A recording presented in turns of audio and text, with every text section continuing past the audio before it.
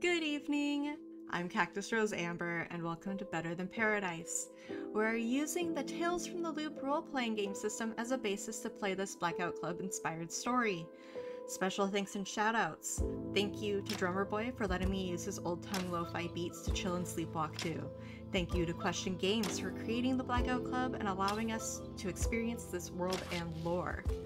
Thank you to Free League Publishing for making the Tales from the Loop books and campaigns easily accessible.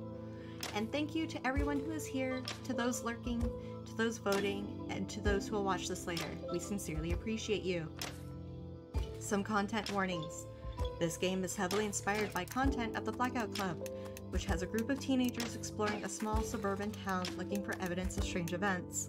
As such, there may be scenes with blood and evidence of crimes like kidnapping and murder. Now it's a time to tell a story about some teenagers.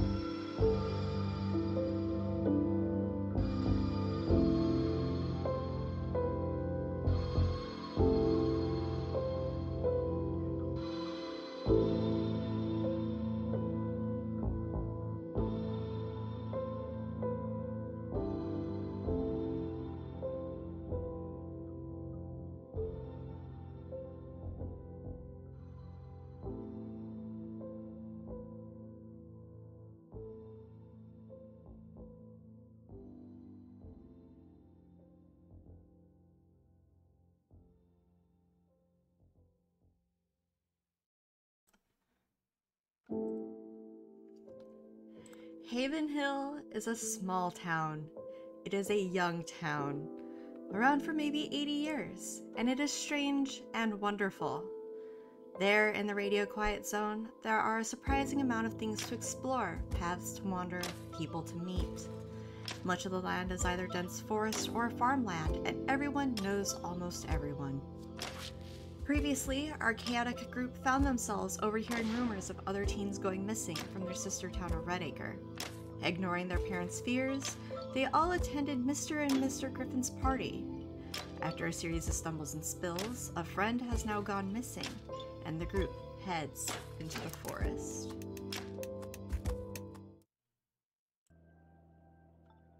Hi. Hello, everyone. Hello. Hi. So, you're gonna go into the forest. We are just following a barefooted Nadia who is marching Wait, does she not very have determined. socks? No, She has... no, she's barefoot. No. She doesn't have socks? She's barefoot. We gotta Was it find like- my Oh my good God. man. Was it like platform pumps or something like that? Probably. That's. Are I kind of it imagine sandals? like heeled sandals, like Oh strappy my sandals. goodness. Dude, if Theo saw her running with bare, no socks, Theo would take her shoes off and offer the socks and then put the shoes back on. That shit's not flying. Catch up to her first.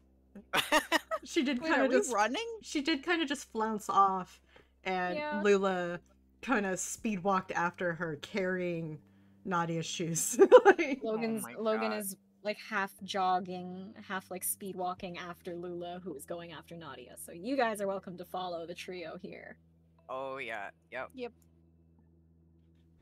this Theo's chaotic just- trio. Damien is coming for the ride. Yep. Forgot my bike. I don't need it. Yep. So the characters with you, I say in quotes, are Nadia, Tallulah, and Damien, and you're all going looking for Oscar. So the forest is dark, obviously.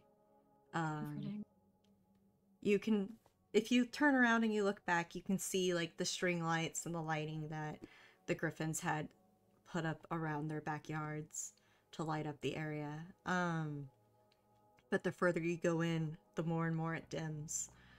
And soon, pretty much the only light you have is what moonlight streams through the trees, or what light you get from your cell phone should you use the or what light you get from your cell phone flashlight.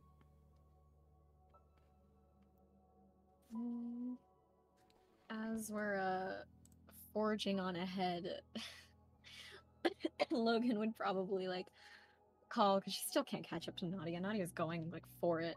Logan would shout like, Nadia, you don't even know where you're going. Nadia would kind of like almost gracefully pull herself to a stop and whirl around, place her hands on her hips, and she's like, I'm heading further in. He went in, right? Well, in is a big place. And Logan gestures very widely to their entire surroundings.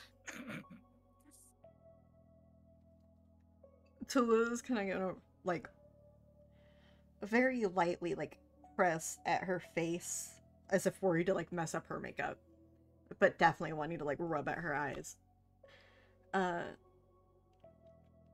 You don't, Nadia, you don't even remember what he looks like. And Nadia gets offended and is like, no, you don't remember what he looks like, even though you stared at him. I know you. You forgot him the moment he left your eyesight. Well, it's not that hard. I know what he looks like. Okay, do you know where he went? In here somewhere? She throws her hands into the air. Great, perfect. Then he'll start calling out for Oscar. The forest does not answer you. It just, through the calling out, it almost seems like you're more and more aware of how empty it is outside of you all. No forest creatures, no chipmunks, squirrels, birds. Maybe you hear like the hints of like crickets fluttering, like, and then there's maybe an owl or some kind of night bird fluttering through the trees, but it's not, it's if there was more in here, you feel like you would have heard something else by now. So nothing comforting. No. That's wonderful. Are there bike tracks? You can investigate. Ooh. Okay, First I'll roll do of the that. game. Thank you. Of the night.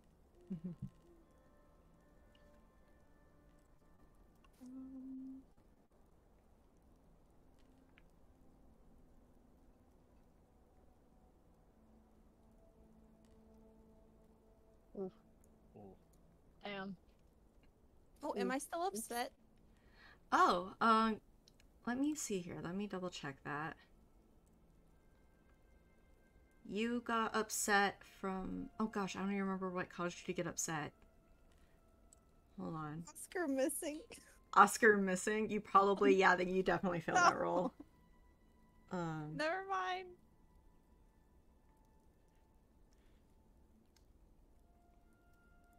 Yeah, you look, and sadly you don't recognize anything that looks vaguely like bike tracks.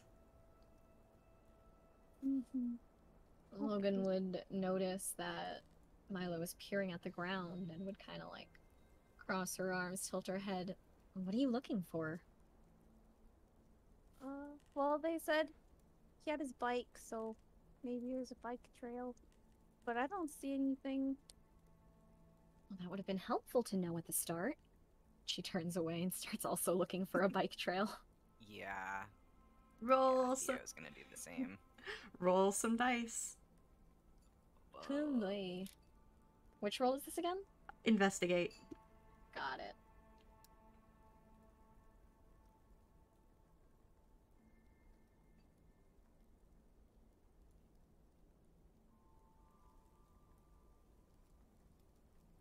Ugh. Yeah, no luck on your part. It's full roll. Yeah, whoops. You're fine. I should probably change the command, honestly. Hmm. Theo, you managed to spot what could be bike tracks, you think? Um, there's not a lot of tread on them, but it could, with the narrowness of it, it only makes sense that it could be a bike leading further into the forest, down a side path even, that if you hadn't noticed the track, you wouldn't have even known to turn there. Okay.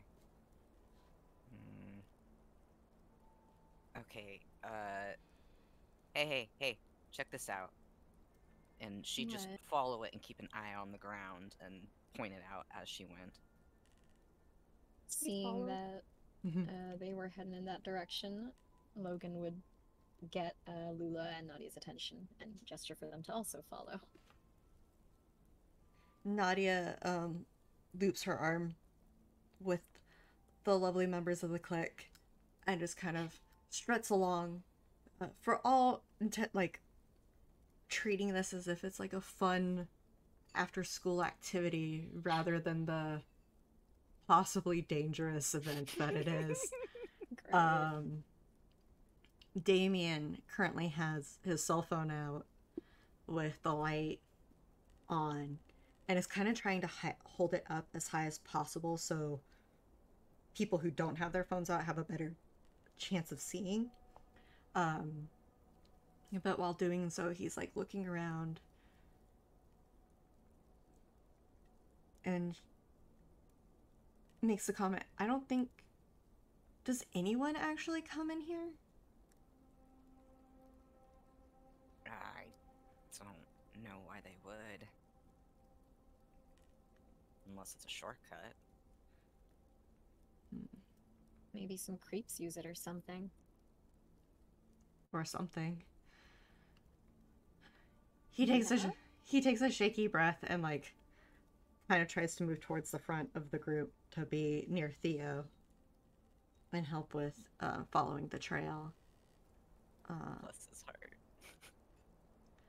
And you maneuver through the forest with like the breeze blowing through, and you walk and you walk and you walk some more.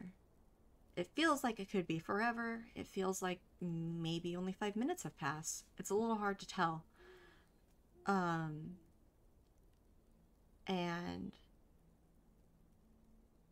you get to what looks like a clearing. And in the clearing, bright, almost, well, no, actually not bright light. It would be more of a, I'm sorry, I almost forgot the thing. Hold on. It would be more of a, like, half moon worth of light falling into this clearing. And there's somebody there. There's somebody in the clearing.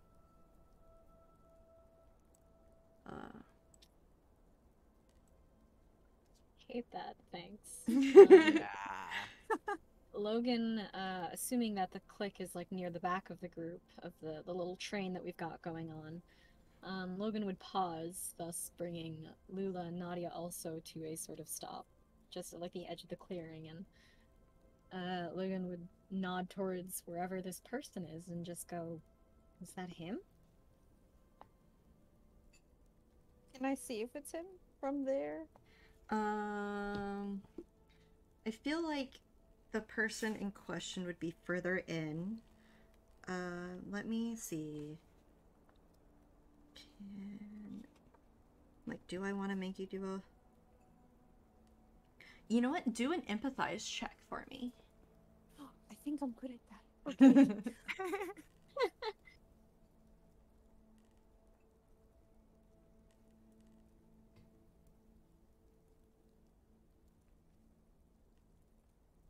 Sorry, math.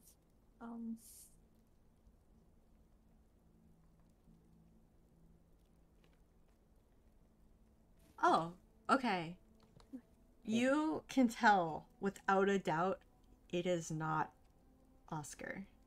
Oh. Just the body language doesn't match, and the more you stare and the more you look at them, the more you're like, no, this person's older. This person would not really match, doesn't really match anybody that you can think of from town. Bruh. In standing there in the moonlight, you can see them smoking a cigarette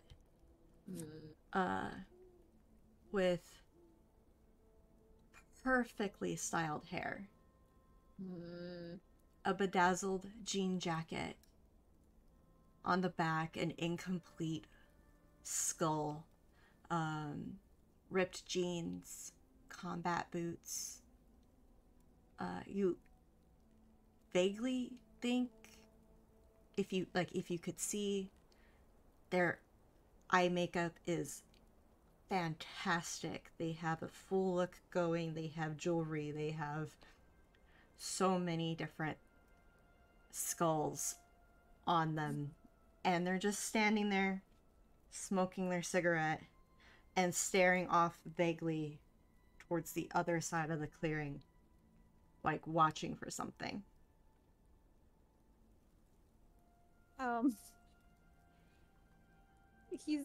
I feel like he'd open his mouth because he'd think, oh, Oscar, and then he'd see it wasn't Oscar, and then he'd shut his mouth and shake his head very quickly at Logan, because that's not Oscar. But then he'd say hello to the stranger. Just out of, just be like, oh, hey, what's up? He'd be like yeah, he'd be like, hello? He'd call it out. The person in question, like, pauses and, like, kind of coughs, completely caught off guard by the random vocalization. And they whirl around and, like, look at the group and sigh and shake their head, and they're like, who are you? Who are you? I asked you Logan's first. unlit arms and has crossed her arms now, looking very pointedly at this individual. I'm Milo. Who are you? Don't tell him. They laugh at Milo's openness, and with the giant explicative eating grin, respond, I'm Alex. Nice to meet you, Milo. Nice to meet you. What are you doing in the forest? We're looking for our friend, but you're not him. I thought you were him. I'm sorry. Have you seen anyone pass through here? On a bike, in particularly? Alex goes to initially respond, hears the comment about the bike, and kind of tilts their head to the side before shaking it. And they're like, no, I haven't seen anyone on a bike.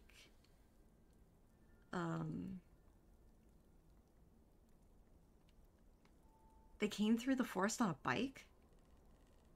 Yeah, at least we were following bike tracks, or what I think is bike tracks. And they're gonna say that part under their breath and pray that Logan didn't hear. Alex is gonna take a long drag of their cigarette and like release it in a cloud. And just, well, no, I haven't, not what you're looking for anyway. Are you lost? I don't know, are we? Yeah, I think so. I mean, I'd like to think we're not. We can just follow the tracks back, right? Oh, well, that's true. Logan pinches the bridge of her nose in We're the fine. background. Tallulah totally crosses her arms and gets full, like, domineering pose that she takes when, like, addressing those that she may or may not think are younger, or not younger, lower than her. Yeah, inferior to her. And it's just like, so you didn't see someone on a bike, but you did see someone. And Nadia's like, or someone's, maybe. Maybe multiple people? Has anyone else gone through here besides us?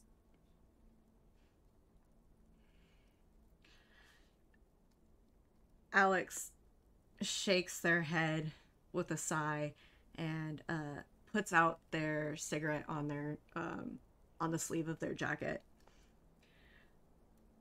Yes, there have been people through here, but I don't believe it's anything you need to worry about. Logan recrosses her arms. Well, that sounds suspicious. What are you doing out here? What I'm doing does not concern you. I'm more concerned about, you know, the little teenagers out in the forest when it's not safe. I don't like that, actually. Is there something we should be afraid of?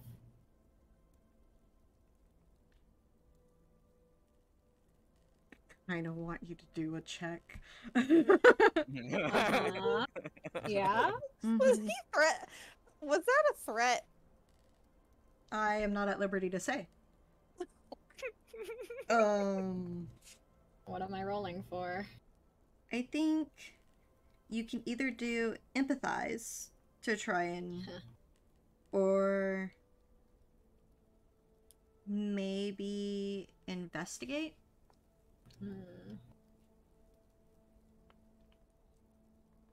Okay.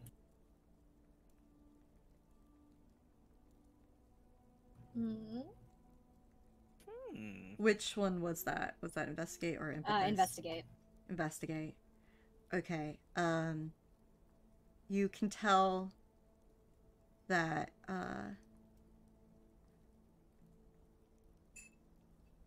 Alex looks somewhat nervous. Not like their eyes are darting around the clearing as if trying to keep an eye out for something.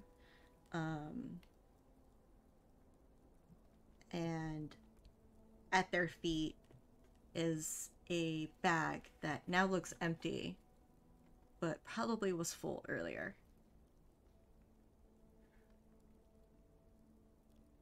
Just like a regular, almost like a sports bag.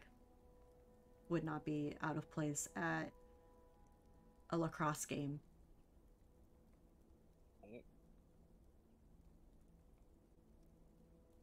So they haven't answered the question, though, have they? They have not. Logan is staring at daggers very pointedly with her arms crossed. The more at Alex. The more Logan stares, the wider Alex's smile gets. Alex is just very visibly enjoying themselves. I love them already.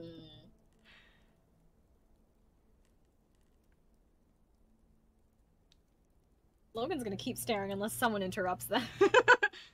He looks at me, and I look at him. I look at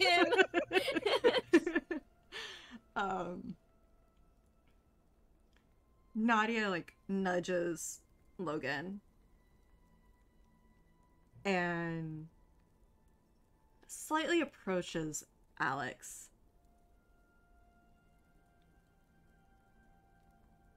And Alex's attention turns to her.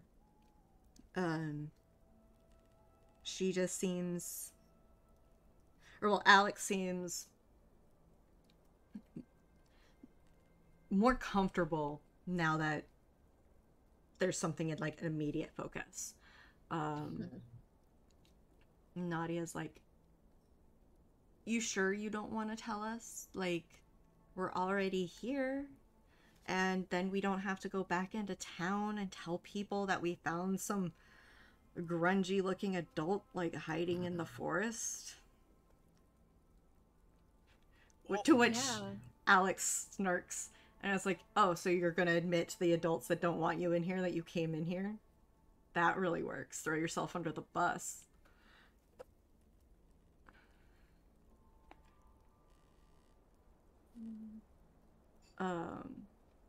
They pause, and then they look again. They look back to Milo, and they're like, you said you're looking for your friend? Yeah, I was told he came here on his bike. You know that already. Yeah.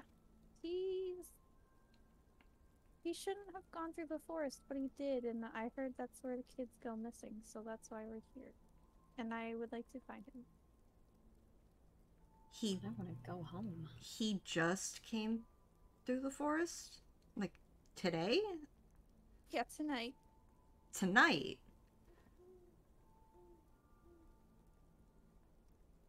Alex looks shaken by this. Without Is that bad? saying a word. Huh? Without saying a word? You were talking, sorry. Sorry, yeah, talking to Alex, sorry. Just...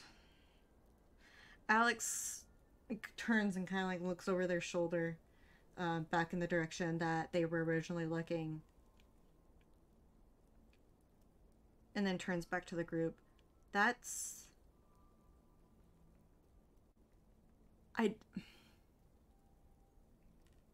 There was nobody on a bike. I'm confused. Okay, then who was there?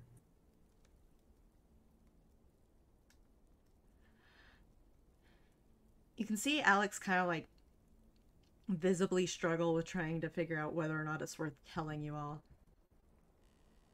Is it someone... Sorry. No, you go ahead. No, you go. I was just gonna say, is it someone that is worth worrying about as we continue searching? Because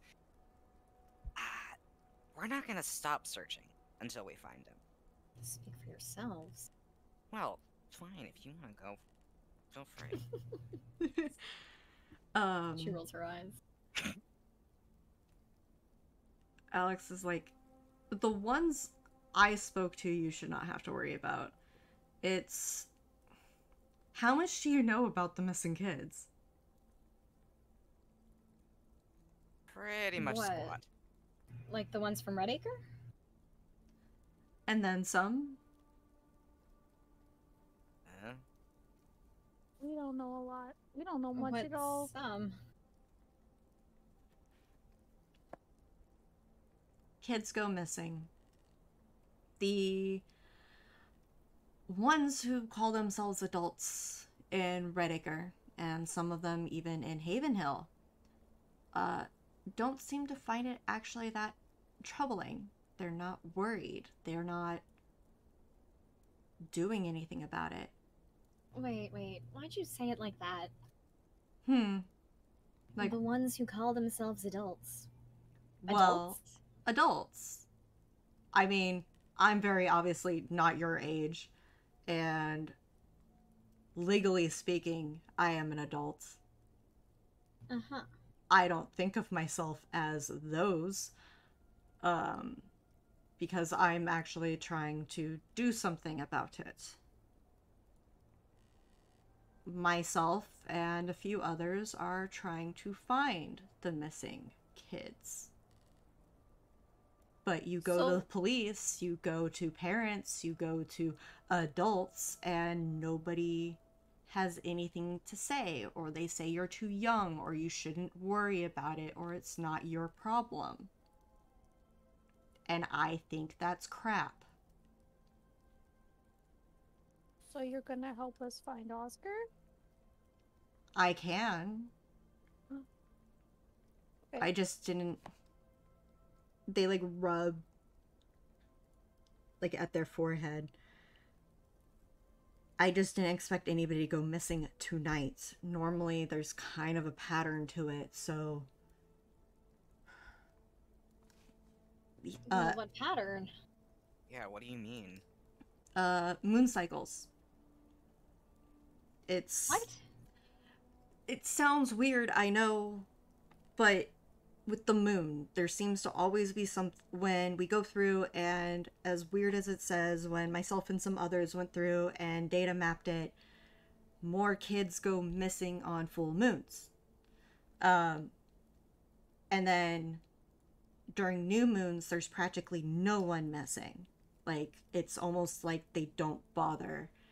And then our thought was, because it was a half moon, that maybe we could do something tonight and maybe get some progress made, because, you know, things are happening tonight, but not like things. They kind of gesture and start pacing. But if you're saying somebody, they just left wherever you guys were, like they just straight up left your friend? Yeah, we were at a party at the Griffins. Right, the Griffin party. Alex just starts, like, pacing the length of the little clearing. Okay, so there's not...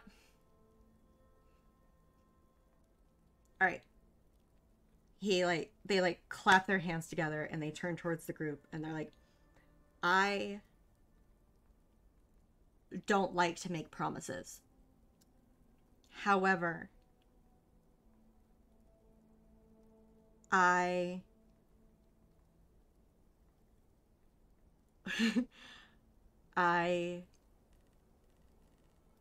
can practically guarantee your friend will be back by Monday. Can you... Will that be okay? No, where is he? No, it's not okay. What the heck? Do you know where he is? Is that what you're saying? I have a theory, and if it's where... If your friend, if you're Oscar, you said, if Oscar is where I think he might be, it would not currently be safe for you. Then it's not safe for him.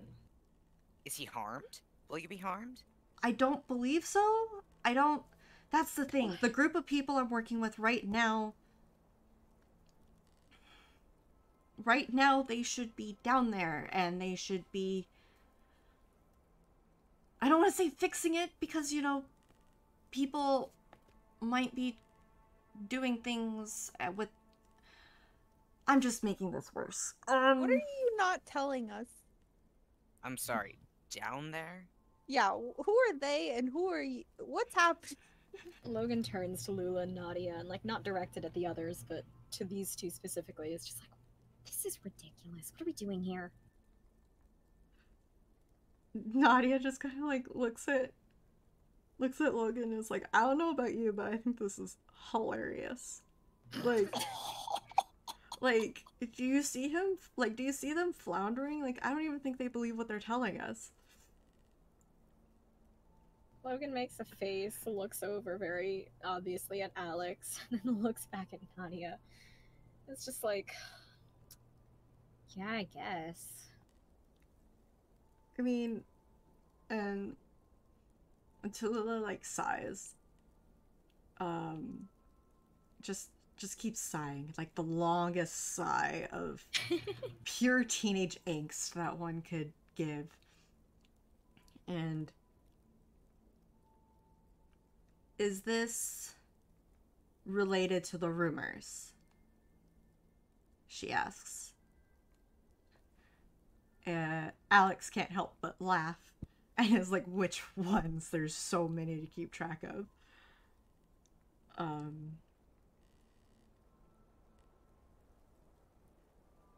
Tallulah, like, shoots the rest of the group a look. Damien even seems to, like, make purposeful eye contact with Tallulah. And Tallulah's like, there's that children's story. The creepy, not creepy, the Invisible Man?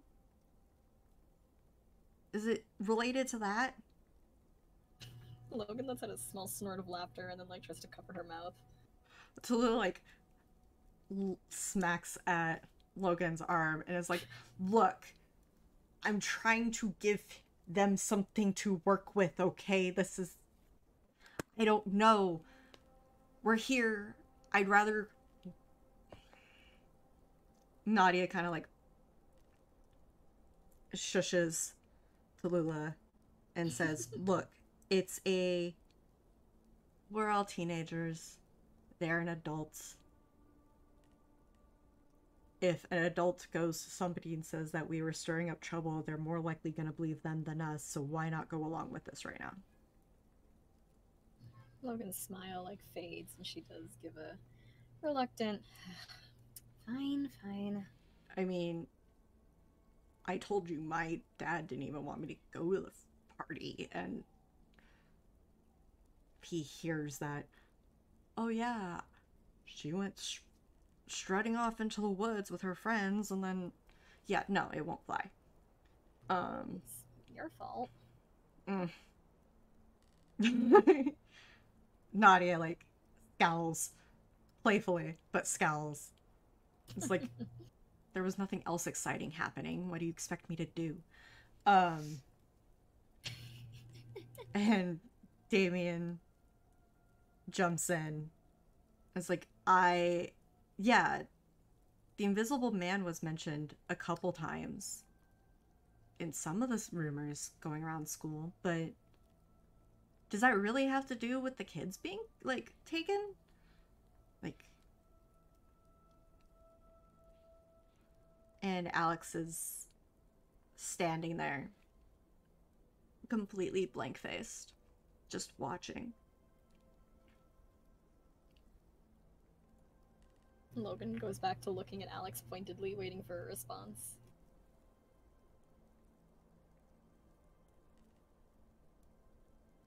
Alex looks at Theo, and then Milo,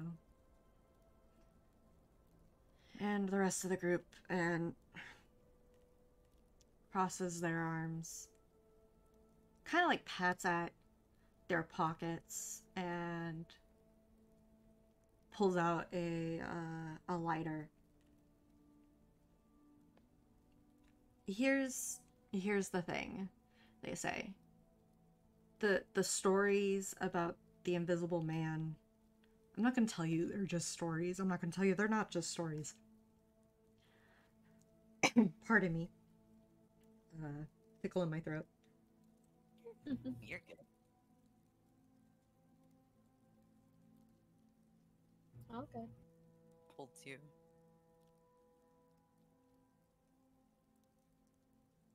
Okay, sorry. There's... The stories also have a pattern to them.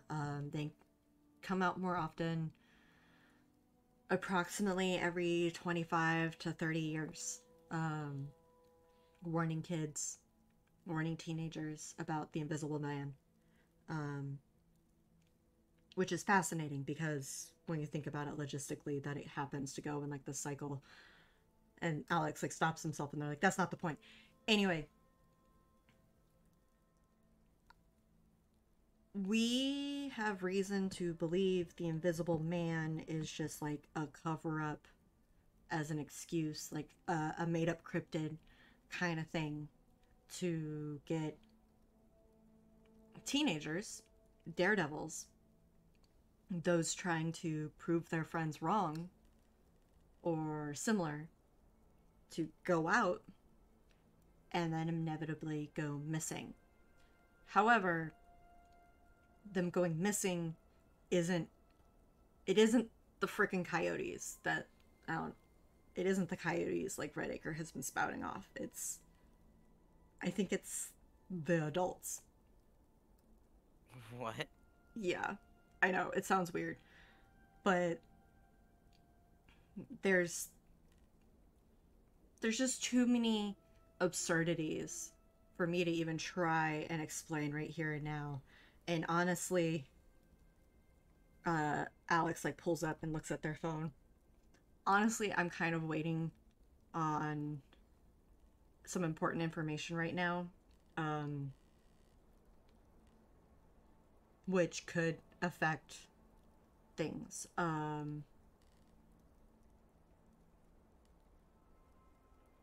But Well, what do we do? Just go home and pretend this didn't happen, or? I don't want you to pretend it didn't happen, but it might be safer if you do. A lot of the ones who do go looking tend to be the ones who end up going missing. What do we tell his parents? No, I went to this party with Oscar, and I'm leaving the party with Oscar. I promised him I would go, and then this happened to him. So I'm not just gonna walk away.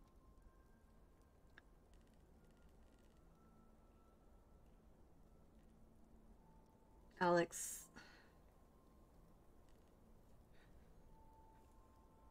just shakes their head. I wish I could, with total confidence, let you go in where I think they are, where I think some of the missing kids are. But you're not even dressed for it. I don't think you have any way of defending yourselves. Look at you. And I don't have any way to supply that right now. Defend ourselves from what? So you know exactly where he is. I have theories. I Where? don't have...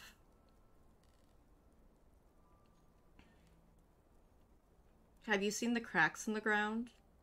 The random holes? Potholes? What? Holes There's a big lot. enough for people to climb down. Holes big enough for people to walk in.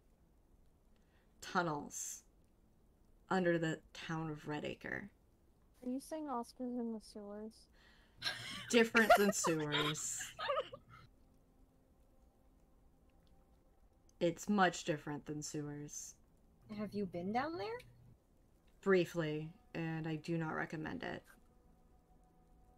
I don't even think Oscar likes what? Milo's really confused.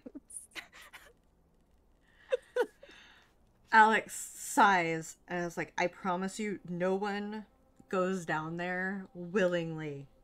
Okay? So he was taken. If it's what I think it... If what happened is what I think happened, then yes. Your friend got taken. By who? adults from Redacre. Correct. And what do adults from Redacre want with kids? That's the big question. That I haven't been able to figure out. None of us have been able to figure out. But we do know that some of them come back and they act like nothing happened. They just lost however long they were gone. They think it's literally the very next day after they went missing. And some never return. And I haven't been able to figure out the difference. This is ridiculous. Yeah. Now, do you see why I You're didn't not want supposed to agree with me. Do you see why I didn't want to tell you? It's absurd. Well, honestly, I'm open to crazy theories than just going home empty-handed.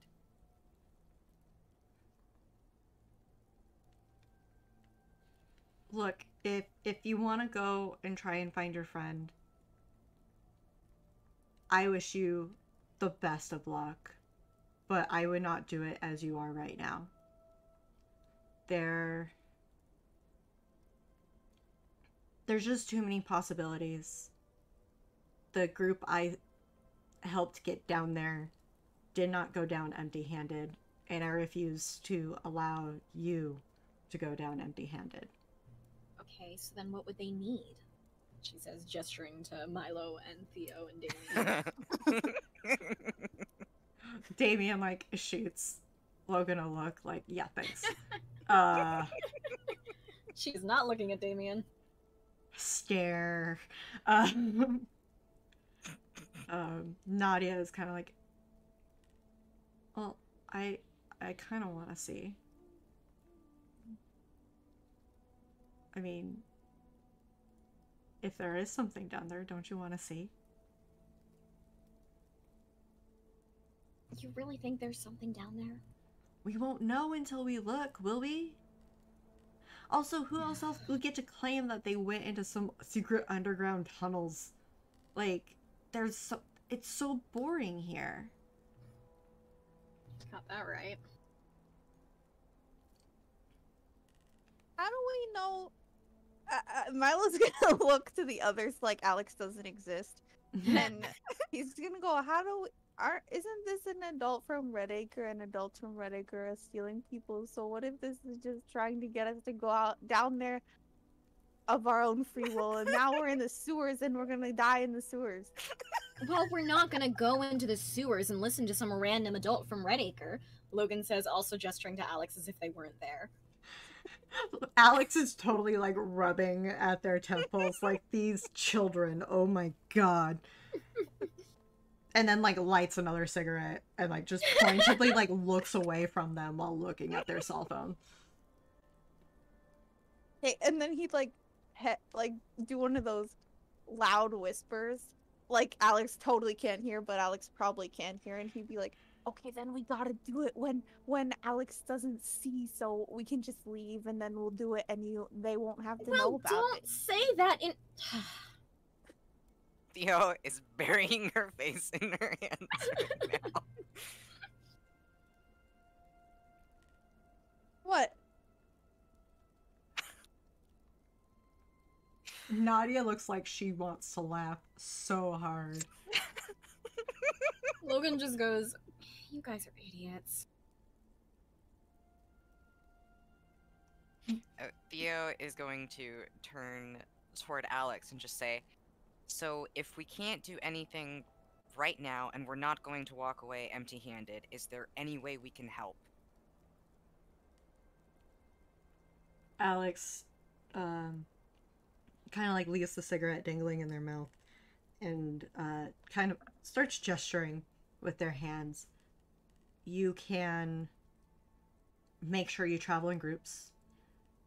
Don't be alone. Theoretically, I haven't been able to prove one way or the other yet, but I also haven't really spent a lot of time in here during the day.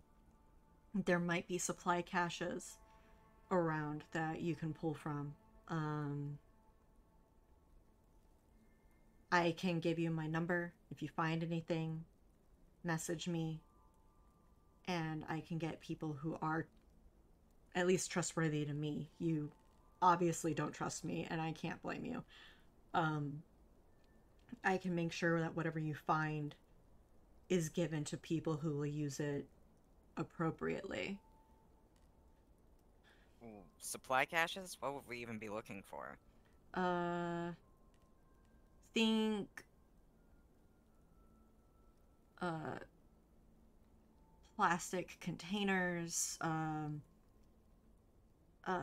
hunter, not hunter gear, but like coolers hidden beneath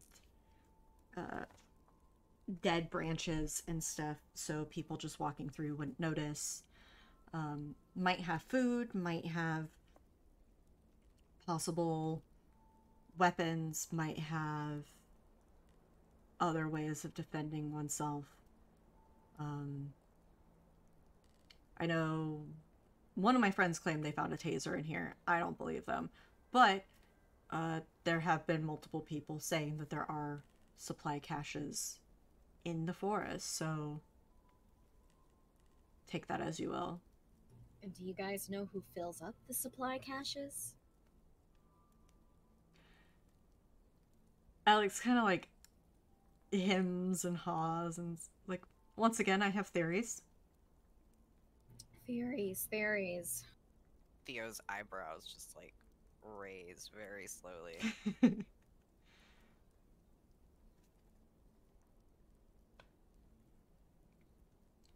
So, traveling groups, but you're not encouraging us to go into the holes in the ground. Where do we go then? Where... Well, I assume you're all from Haven Hill, because that's the direction you came from. Yeah. You can either head that direction, and they kind of point to their left, and they're like, that'll take you to the main road. Get you back to a way that fairly easily for you to get home. Or you can head just a little bit further and kind of gestures vaguely, not quite behind them, but not also quite towards the main road. I heard there's a abandoned house that way. Might be of some use to you. How so?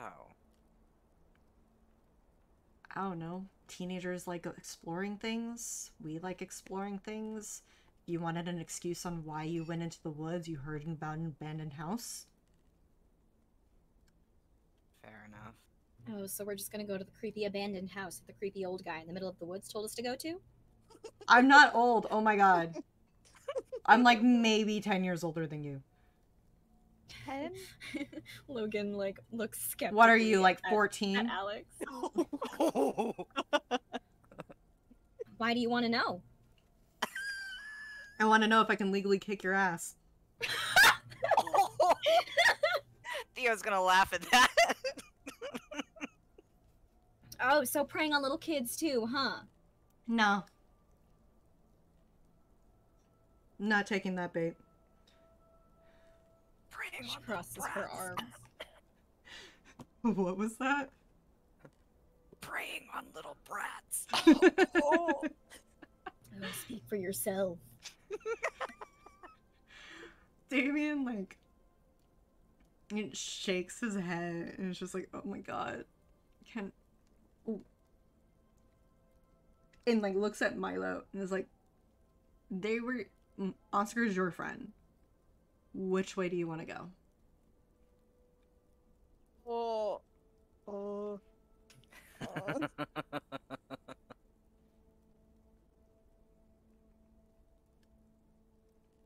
Milo's gonna eye Alex and whisper to Damien. And whisper what? I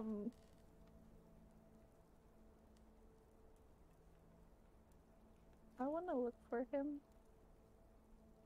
I don't care what this person says. But I don't know why we're going into the sewers, but if that's where he is, then I guess we could try it. So you shrug. And Theo would give him like Milo like a gentle nudge on the arm and just say, I'm with you. Milo would smile and nod.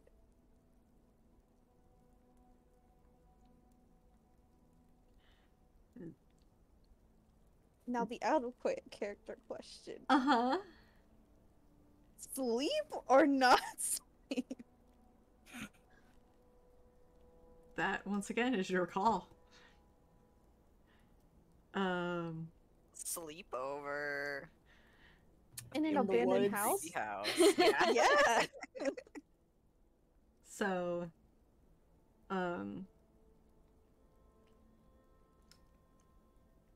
you know what?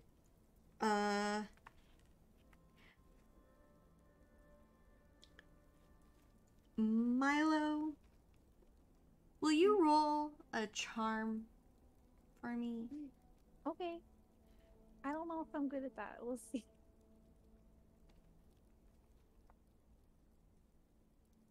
Oh, I am good at that. Ooh.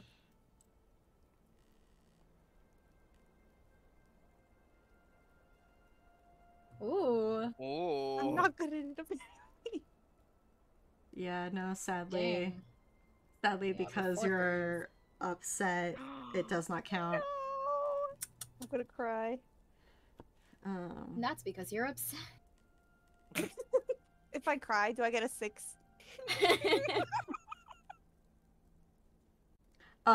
Keep in mind, you know what, keep in mind that you are able to use a luck point to reroll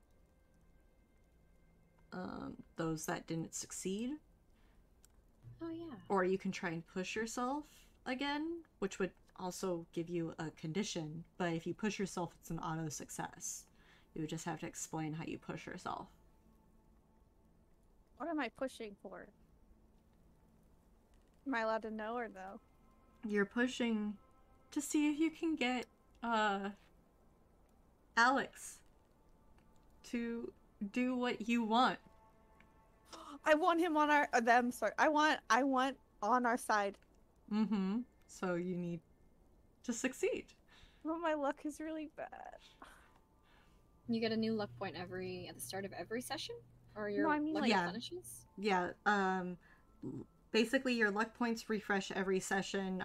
Make your conditions only refresh when you actually rest or do things of that nature. So. I mean, like my luck, as in if I re-roll, it's not gonna be good.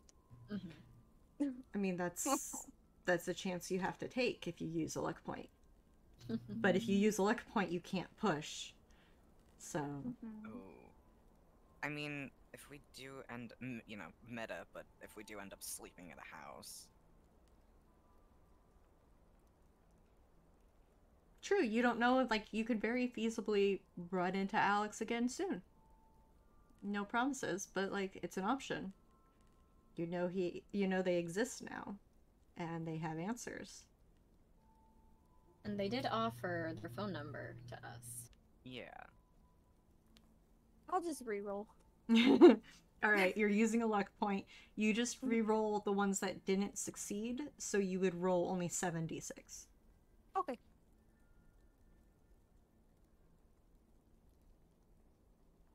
Man.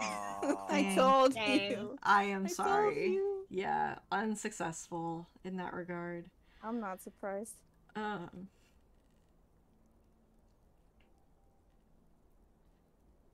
Alex, having heard your comment of, I want to go after my friend, kind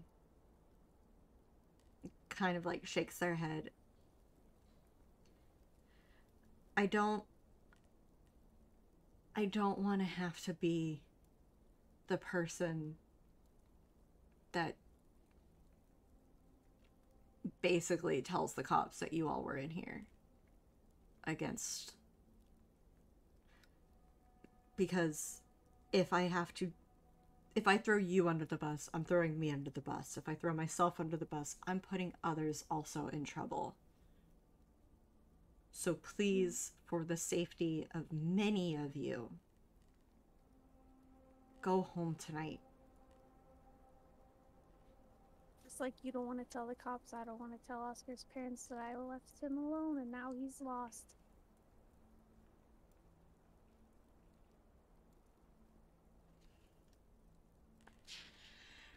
Dang, that one hurt. That hurt. For real. Ouch. Intimidation check? A persuasion check? God. Sorry, that was my pissy coming out. I'm mad. No, you're allowed. You're allowed to be mad. You are That so allowed to be just- mad. I'm like, can Reiko roll for that? That Yeah, hurt. I feel like Yeah. Reiko should. I guess just a heart roll, because there's not really, like, the closest to a persuasion check is a charm check. So if you Or want to an do another empathize. charm roll, you can. Empathize wouldn't count? Empathize is more of, like, trying to figure out what would make somebody more persuasive. So, like, Insight? so yeah, think of empathize as Gotcha. more of, like, insight. Mm-hmm. And charm is lie, persuasion, along those lines. Befriend people. I mean, if you think empathize would work better for it, and you have a decent argument for it, Raiko, you can tell me, and we can make it work.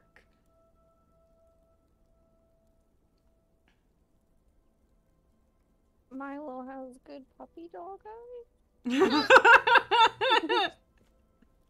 I feel like that'd be charm still. That's still charm. I like charm. Okay, then roll charm again. Oh, okay. I thought I was arguing for a roll, not which roll. I have more charm. Yeah, okay. Yeah, you were arguing which roll. Which one you would roll. I Mother, was arguing this roll. No! Oh. can I take a, what is it? A push? Yeah, can I just take something? Okay, alright. So, okay, you know what? Alright, you push. I'm sick of this shit. Yeah, no. Oh!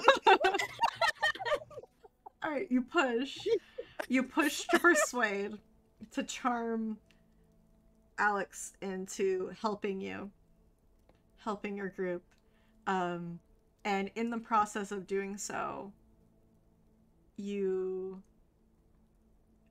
persuasion and everything comes from the fact that you're scared. You're scared for your friend. Oh. And from that, you're now gonna have to, let's see here. Let me double check that. But yeah, no, you now have 2 conditions. Oh no.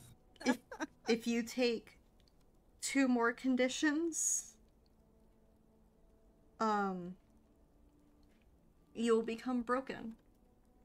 Oh. Aw. Which means it's practically impossible to pass a roll. But you succeeded, obviously. Mm. And Alex looks worried. Alex also looks scared. There, in the light of the half moon, despite being a quote-unquote not adult, Alex very much doesn't look their age right now. In fact, you wouldn't be able to tell them any different from a scared teenager. Very much like over their head in like what's going on. And Alex takes a shaky breath. And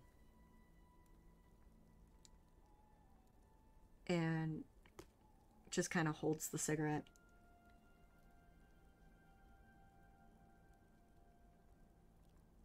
If I'm gonna get in so much trouble for this. If you go to the house, there's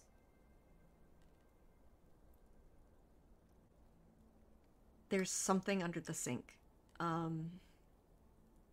Might be able to help you, but I would only get it if you're absolutely certain on what you want to do tonight. Can you elaborate a little bit on this something? Weapons. Defensive things. Ways to protect yourself. That there's... He gestures behind him. That way is a hole. in the ground. A tunnel. It leads directly beneath Red Acre. And if you look, you can also see where it looks like they're starting to dig it underneath Haven Hill as well. There's... You'll see people down there that you'll recognize, but they won't be the same. They won't be who you thought they were. And they won't listen to you. They will do everything in their power to stop you. But if you really want to try and find your friend, that's your best bet.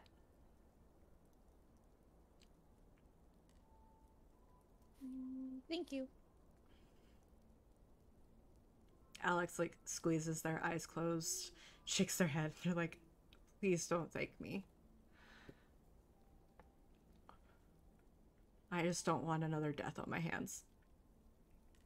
Another?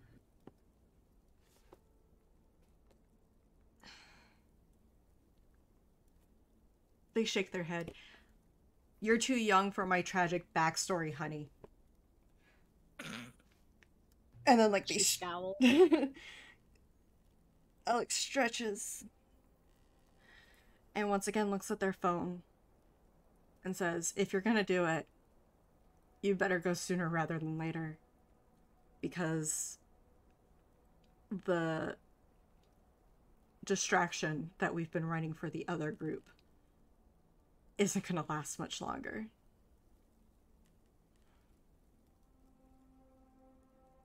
Theo's gonna look to Milo and say, your call. Oh. He'd put on his brave face and he'd be like, okay. He doesn't want Oscar to die, so as soon as possible. He wants to go. Alright.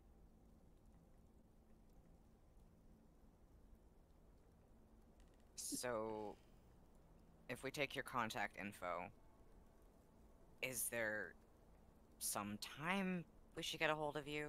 Or avoid getting a hold of you? Alex shakes their head. No, you can contact me anytime. I'm always available. And pulls like a notepad out of one of their pockets and writes on it a sequence of numbers and hands it over. Or, well, holds it out to whoever decides to take it. Theo will just carefully fold it and pocket it. Mm-hmm. Just let me know that you're the ones looking for the kid on the bike, and that way I won't get you confused with the other group. Okay. Thank you for this, because we're not going home with nothing. Alex just slowly shakes their head. It's like, you can thank me if you get your friend back. When? When you get your friend back.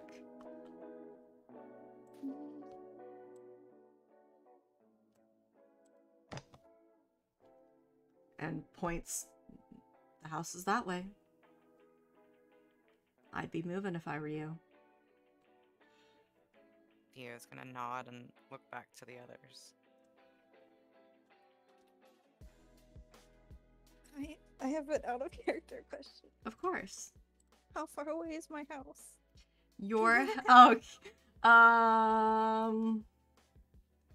Pupper? maybe 10-15 minute walk.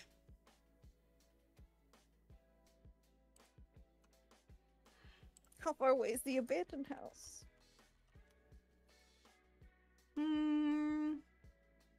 maybe something similar. But going one way will still kind of cut the time to go to the other one. It's along the way. Yeah. Hmm.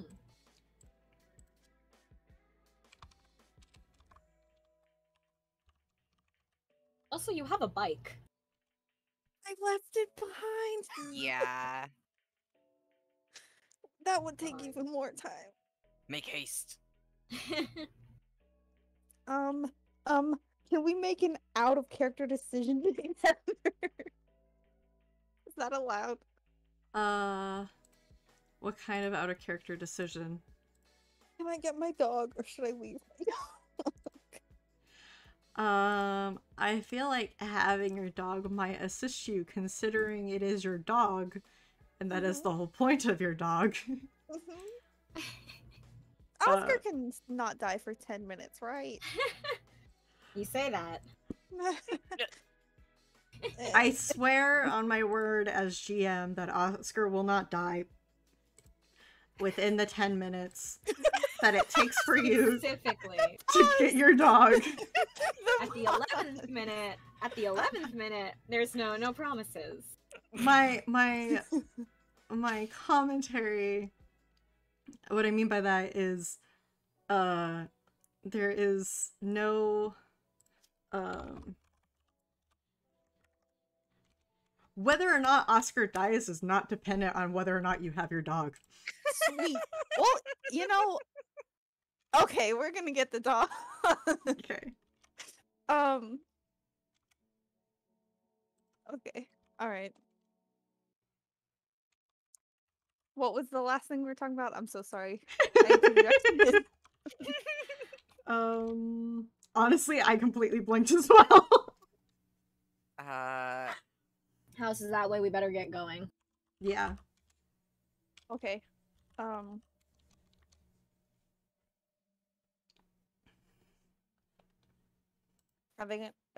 we gonna start walking that way? Let's go. Logan's actually gonna... Hmm? Oh? No, you go. Oh? You go. Yeah. What's looking good? Logan's gonna, like, as Milo and Theo are talking with Alex about this stuff audibly and seem to be coming to a decision, Logan would turn to Nadia and Tallulah and just kind of, amongst themselves, just whisper, should we go home? Or...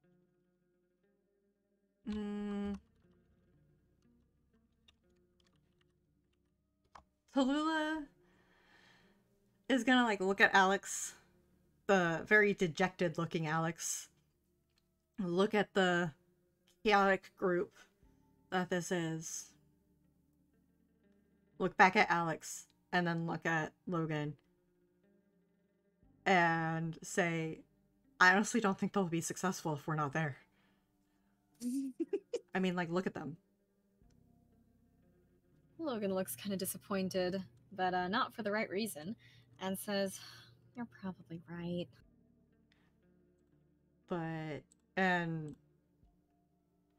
Nadia, like,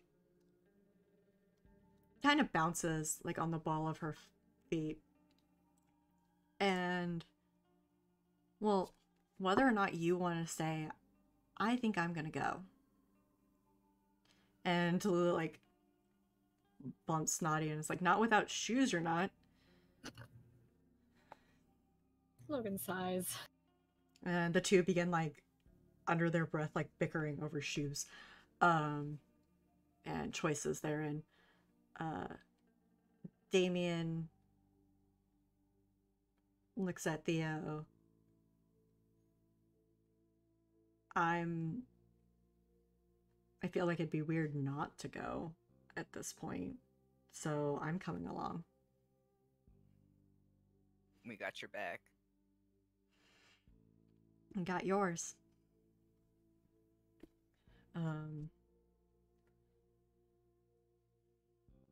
You know that light, like the really playful light punch on the shoulder? Mm-hmm. Or like upper arm? Yeah.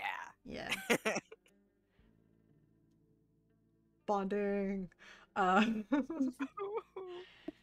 Nadia and Tallulah's bickering audible from wherever Milo and Theo and Damien are standing.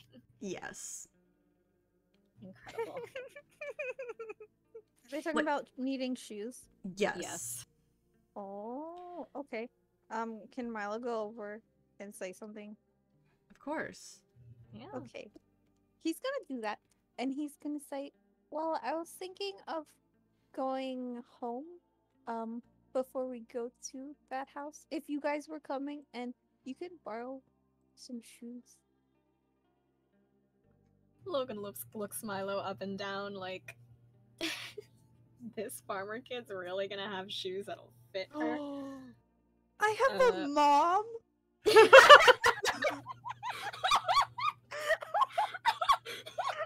She doesn't say that.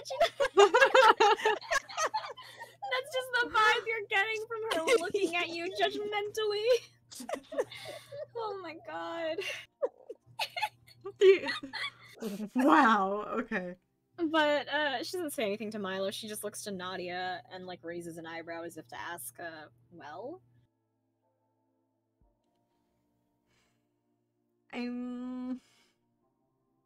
Nadia like looks at Milo. You have flip-flops? I mean, that's better than barefoot, I guess. And I am not putting those heels back on tonight. He squints, and he's like, "What if we need to run? Are you gonna run in flip-flops?" I'm probably better off running in heels instead of flip-flops, aren't I? No, we have shoes. Hiking boots? Those would be safer for your ankles. Okay, can we go to my house? Not- Boots are so ugly. Nadia just kind of like giggles. That's your concern right now? She We're gonna giggles. be in the woods And with like nobody else in the woods. Alex like shoots them a look like, yeah, just yell that a little bit louder, friends. Like, not like we're trying to be secret in the woods. Logan would or anything. hit back like, quit shouting at me. And make up your mind. Nadia actually will end up kind of like siding up next to Milo and offering him a big grin and say, "Lead the way. I'll follow you." Tallulah like buries her face in her hands like, "Oh my god."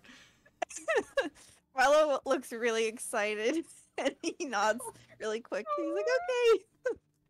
This way, and then he'll start going, but then he'll be like, "Oh wait," and then he'll look if people are coming too. Logan rolls her eyes, but she's tagging along. Theo looks to Damien just to wait for a response and then would immediately follow after. Yeah, Damien kind of like tags along. It keeps looking back at Alex, but doesn't say anything. And just proceeds along with the group heading to Milo's farm. Theo admittedly would offer a quick stay safe over her shoulder as the group ventures off. You hear a vague "no promises." I love them. Logan rolls her eyes from where she's walking away. So rude. So okay. And To take my hoodie off. the group proceeds through the forest, heading in the direction of Milo's home. And you get there, Yay! and it's Milo. Would you like to explain your farm? Describe it for everyone. It's big. I feel like there'd be one of those one-story longhouses that people have. I think that's called a literal farmhouse. I'm not sure. But they'd have that house, and then they'd have a barn, and then they'd have places for like There's a chicken coop, then there's like a ton of land with crops on it. Mm, And the Damn. silo. Another for the jar. Anyways. yeah, no worries. Silent. yeah. And you approach it. You guys get there. Nadia and Tallulah and Damien kind of take it in. And Nadia's like, it doesn't smell as bad as I thought it would, actually. Logan just wrinkles her nose anyways. Like, I guess I just imagined much worse than this. And Damien, like, looks at Milo. Do we need to worry about your parents at all? Like, well, they... You know, we all just kind of showed up out of nowhere. At night. What time is it? What time is it? What time is it?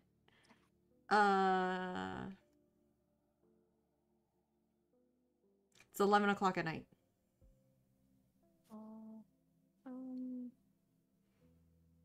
He'd do one of those 1,000-yard stares as he thought, like, well, he doesn't usually do things that he's not supposed to because there's no reason to.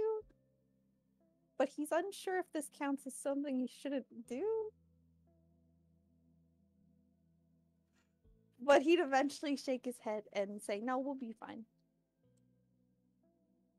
You guys want to meet my horses? And then he'll be like, wait.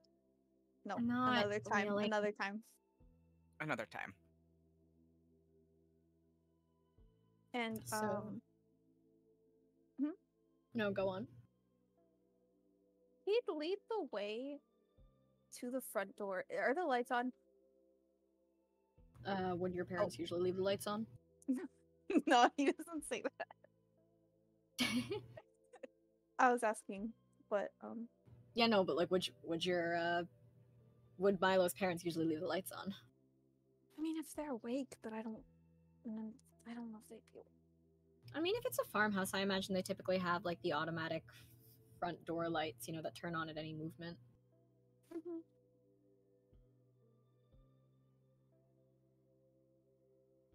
Theo's gonna briefly lean over and be like, hey, do you have a big stick of any kind?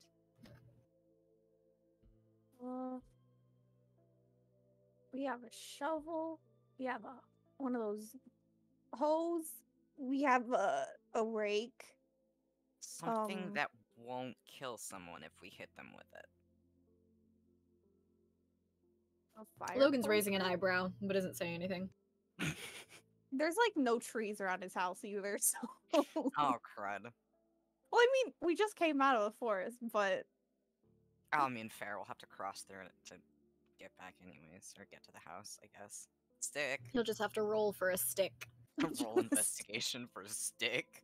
we're gonna need a shovel. No, I'm just kidding. I mean, if you want to roll investigation for a stick, you're more than welcome to. Yeah, sure, why not? Okay. I clicked the wrong thing. I noticed.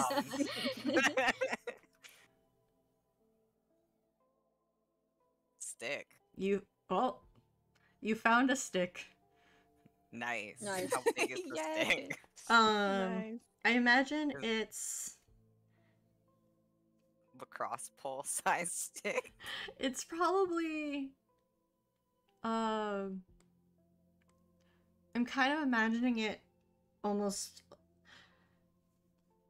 like would be perfect for like an impromptu like fishing pole in a way. Slightly thicker, but definitely has a little too much wobble to it, but would cause some damage nonetheless. And you can tell that it was starting to get to the point of where it would like harden up, but almost still too early though. But you do have a stick. Beautiful, thank you. You're welcome.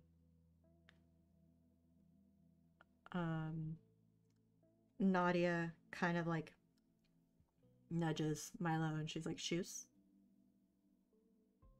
I feel like he's actually standing there, like, looking kind of nervous and confused. And then he'll look to Nadia and be like, do I have to lie? Oh my god.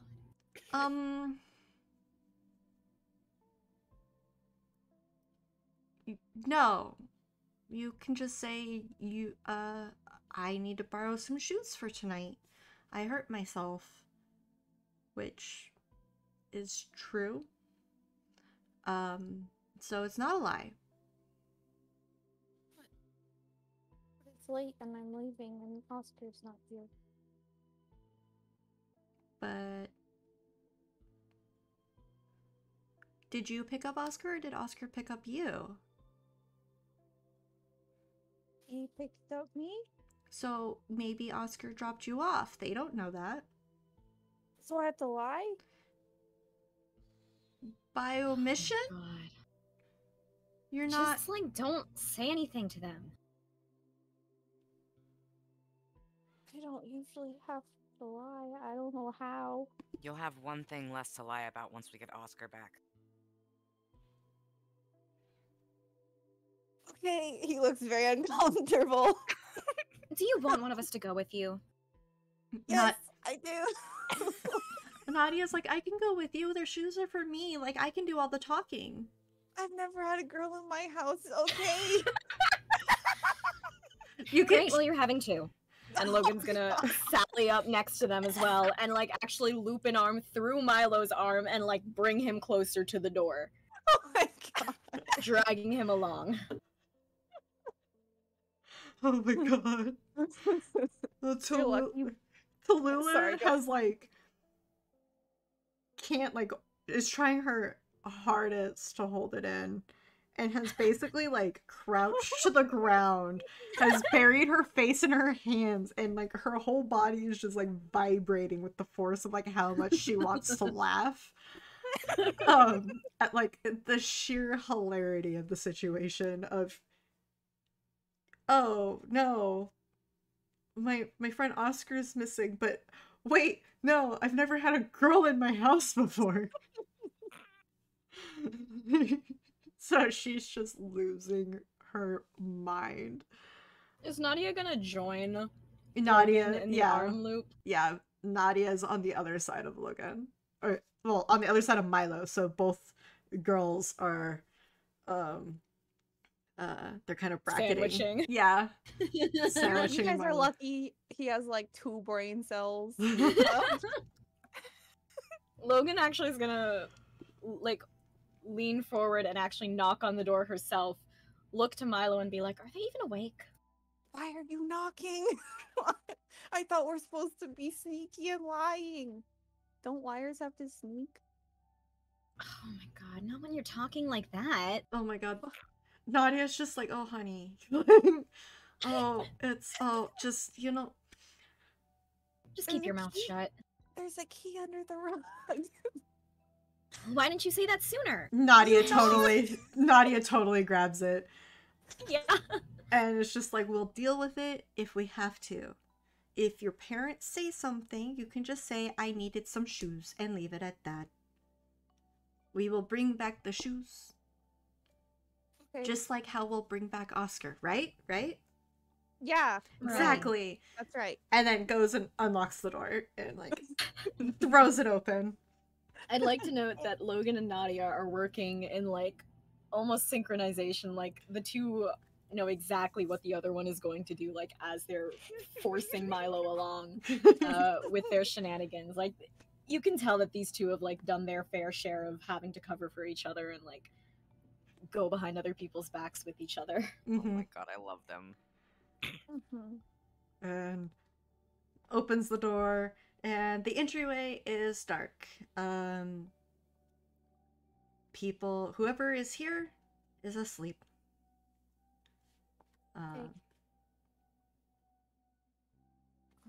Nadia kind of like glances around. So I have to ask, do you do the thing of where you take off your shoes the moment you enter the house, or do you leave them on and you take them off when you're in your room? because different backgrounds handle things differently. Usually our shoes are muddy, so we take them off. All right, so But- then no, continue. Are your shoes muddy?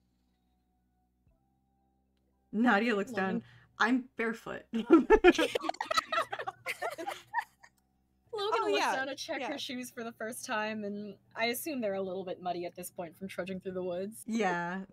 She groans. They were her favorite pair of like pumps or whatever, so she just kind of like tries to wipe them off on the doormat, gives up, and then just crosses her arm and stands there. She's not gonna like track mud into Milo's house, but she's not taking her shoes off either. Because the reason it was brought up was like, well, if the family takes off their shoes right there in the entryway, theoretically, we can just take a pair of shoes from right here. I was thinking that they would have their shoes there. Yeah, okay. An array of boots and some tennis shoes, probably. Maybe. Yeah. Nadia kind of like looks at them. Is there a pair that isn't usually used? I just don't want to take a pair that people like they might need tomorrow, you know? I can be kind of people's needs. He's gonna crouch down and am I allowed to just say that there are tennis shoes there? Yes. Okay, he gives her tennis shoes from his mother that he thinks she won't miss. All right. Hopefully, he also doesn't think they'll be missing tomorrow, so hopefully Gotcha. it'll be fine. All right. All right. Nadia takes them and thanks Milo. And actually, like, how tall is Milo again? 5'7", I think. Okay. So Nadia fairly easily reaches up and just kind of like pats Milo on the head. Not quite demeaning enough to say like good boy or anything of that nature, but definitely like a thank you for your kindness. And then uses a chair probably on the porch to start wiping off her feet and then slip into the shoes. She tosses the key and is like, put that back under the mat and we can just head on out. Unless there was something else you wanted to get. Yeah. I wanted to get my dog actually. 1 second. Your You go back inside and look for his dog. Where is his dog? Axel is there in the hallway. So like not the entry, but like a little bit further in. Kind of like curled up. Head resting on his paws, staring at the door like I was waiting for you. And when he sees you, his tail starts wagging like, oh, my human.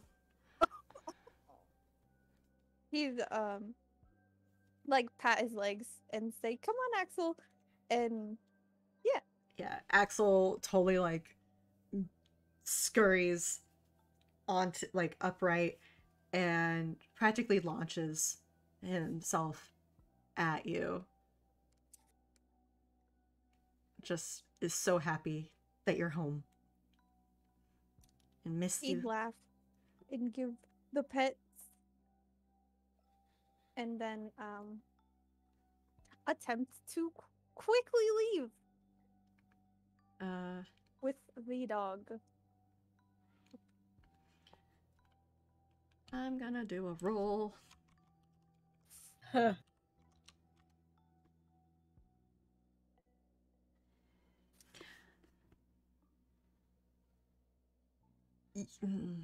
You make a lot of noise in your attempt to leave. It might just be how excited Axel is. It might be how fast you're trying to leave the house. But definitely it's loud enough that as you're stepping outside, those of you who are outside can see a light from one of the rooms turn on. Nadia is now wearing the shoes. They're tightly laced because they're just slightly too big for her, but beggars can't be choosers kind of thing.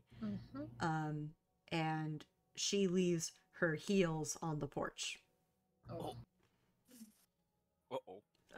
She's like, well, if we're coming back, we should be good. She kind of like tucks them behind the chair that she was using. Yeah, there you go. And she's like, all right, we're heading to the creepy cabin in the woods. Yeah, and we should do that quickly. And she's gonna gesture up to the light that turned on. And not raise her voice this time. Milo's gonna quickly try to shut the front door and lock it. Logan's gonna like gesture for everyone else besides her, Nadia, and Milo to like move, get out of like, clear sight just in case. Theo is already on her way. Milo successfully shuts the door and locks it.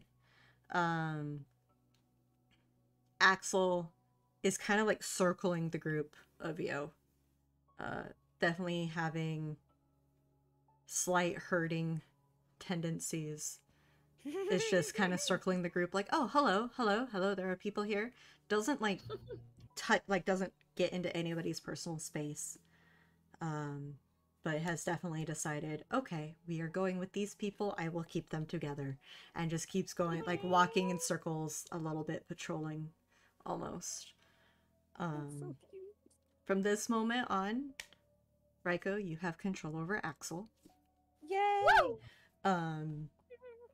And you all trudge back into the forest. It is it's almost midnight when you come across this cabin, this house, this abandoned home. And it looks like it's seen some things. I'm trying to find my reference image I had for a bit of the house.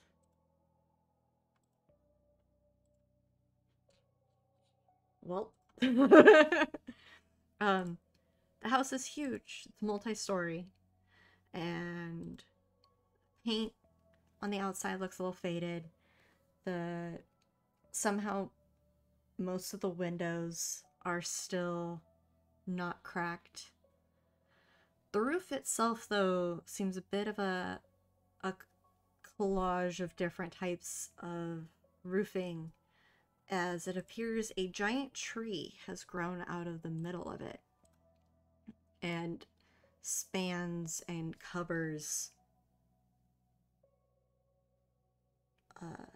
the roof itself.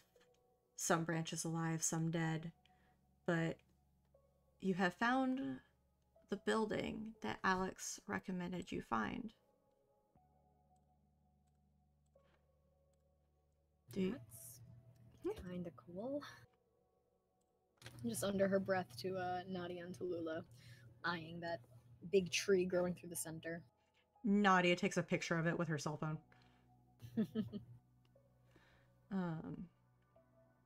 Attila's like, I'm surprised other people don't come here. Like,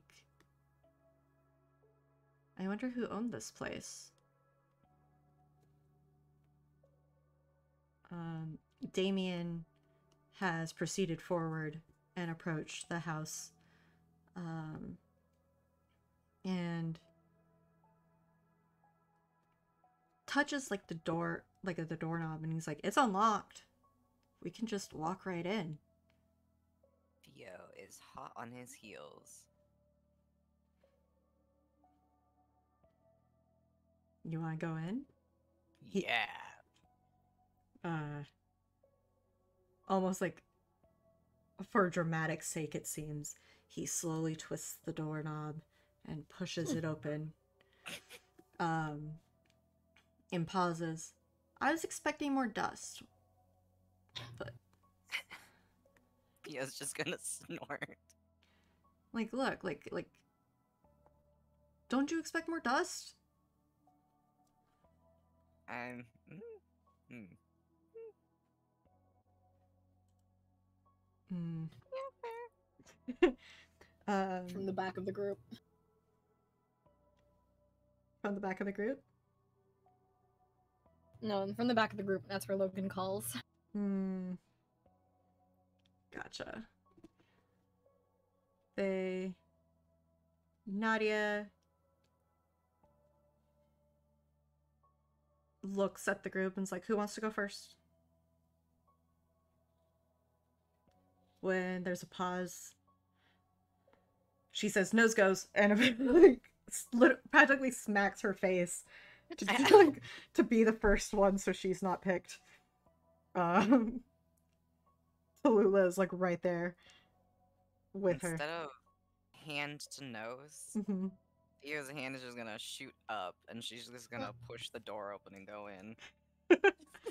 All right. Damien is right there with you. Almost like a leech or a barnacle or something. Just like, okay, we're here, we're together, it's good, we got each other's backs. Barnacle. I don't know why barnacle came to mind. All right. That's good. And Nadia seems to like almost have attached herself to Milo, and she's like, Ooh. Funny. like a almost like this must protect this small clueless human, even though he's not small, but he's definitely clueless. It's Logan, you can tell that Nadia's kind of going through her head and being like, why have we been bullying this poor, like, like, have you seen him? Like she's almost like she's trying to put together like a mental PowerPoint to defend not bullying the farm kid anymore. Oh my god. Logan can see this, and she rolls her eyes, and is probably sticking not close to, but with Tallulah as they enter as well. Okay. So the entryway is open. You can see stairs leading up to the next floor. The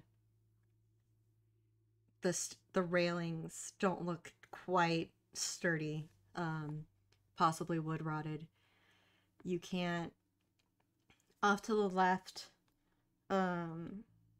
is like a kitchen dining area with large windows, and to the right is almost like a living room common space, and at the back of the house are floor to ceiling windows that seem to have let in the light from the moon. But there in the center of the common space is the tree. And this tree is large and sprawling, and it has very obviously grown out of whatever hole they had kept in the ground for it. Almost growing over some of the tile, growing over the old carpet that never got removed. The branches go and they sprawl across the open beam ceilings. And some branches with leaves like hang down, not low enough for you to touch, but definitely for you to get the sensation. You can vaguely see the hole where the tree has grown through the ceiling itself.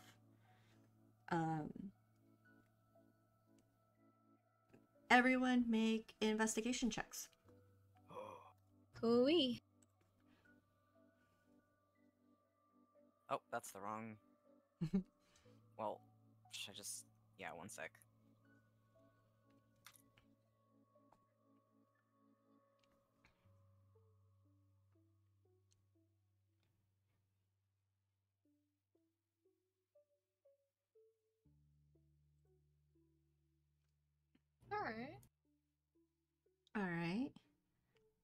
So the three of you all notice that there seem to be almost like ledges in the tree of where branches of the tree had been cut or shorn off, or the tree itself shaped in such a way that there are spaces that figurines, statuettes, something can sit on them. And as you look, some of them are actually displaying said figurines.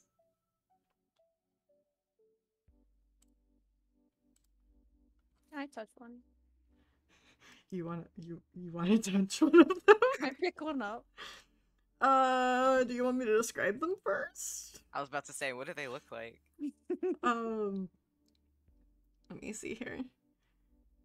So, there is, depending on which angle you're looking at the tree from, you can find a figure of an almost like glass-like figure that's slightly opaque, of almost a butterfly shape.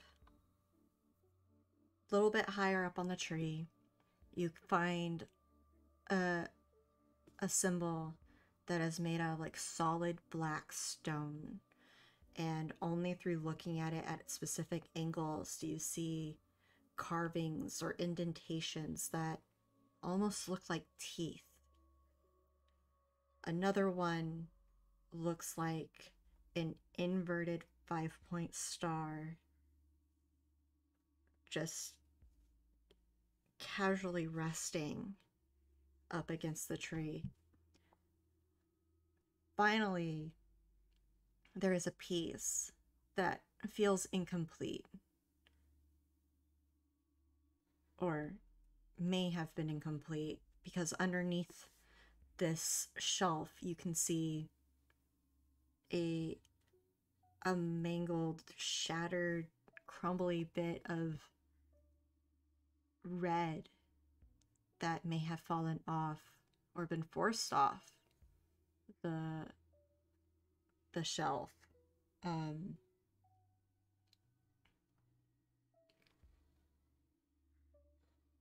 But with one piece on the ground, the part that's remaining on the tree itself just looks like a pinnacle, or like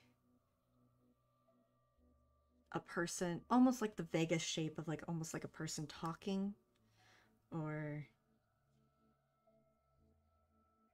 if the other side mirrored it, it almost would look like at the top would be an eye that had been carved out.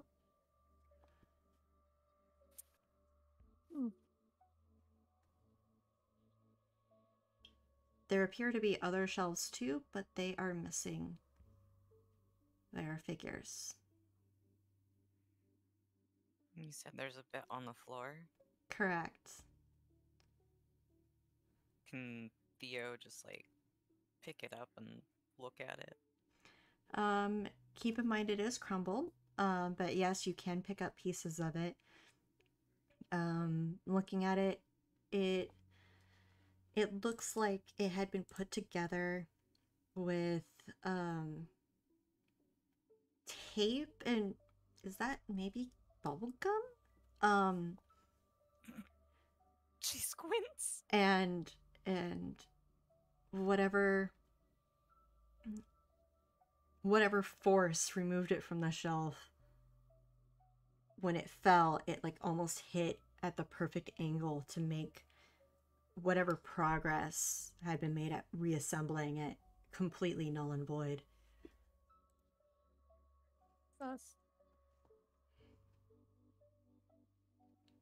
Don't like that.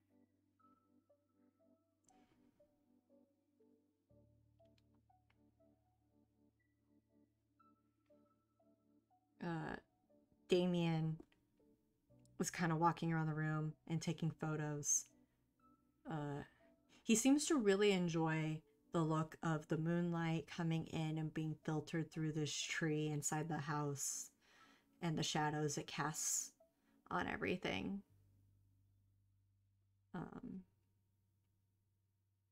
Just keep snapping photos.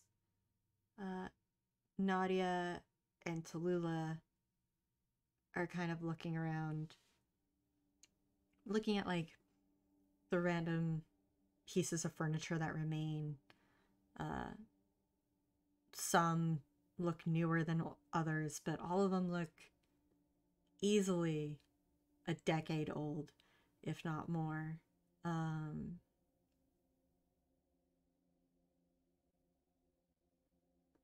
they're just very intrigued by what has been left behind.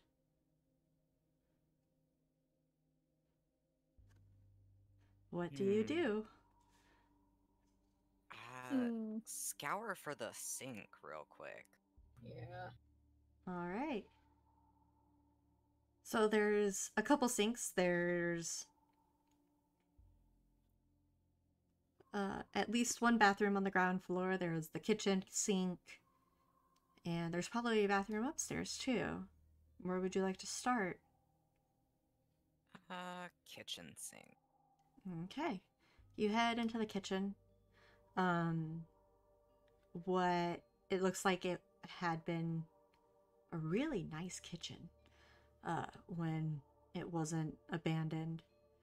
And the sink itself, though, is rusty. Half rotted almost, in a way, if you can call a sink rotted.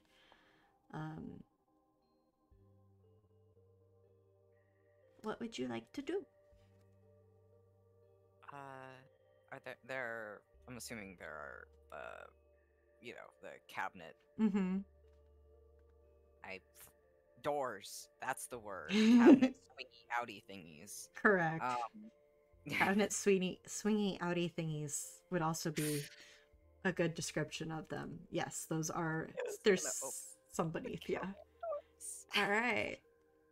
You open up cabinet doors, and you find a metal container, latched shut with one of the, like, I can't think of the name of the type of lock. The locks that you have to like push it up and then unhook a bit to get the top part off. Yeah, one of those, holding it closed. There's an official name for them, and I'm completely blanking. How large is it? I would say about the size of a small luggage. Okay. She's gonna sit crisscross on the floor, and pull that out and set it on the floor in front of her and open it. Then just call over, "Hey, I think this is what they mentioned when they were talking about something under the sink." Damien, like, scurries over. Milo would come over and look.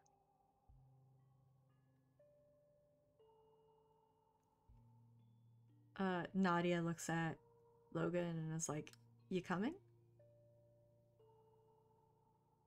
Logan's very, like, both confused and unsettled by this entire area, so she's just been keeping quiet, but looks to Nadia and just gives, like, a short nod before joining them.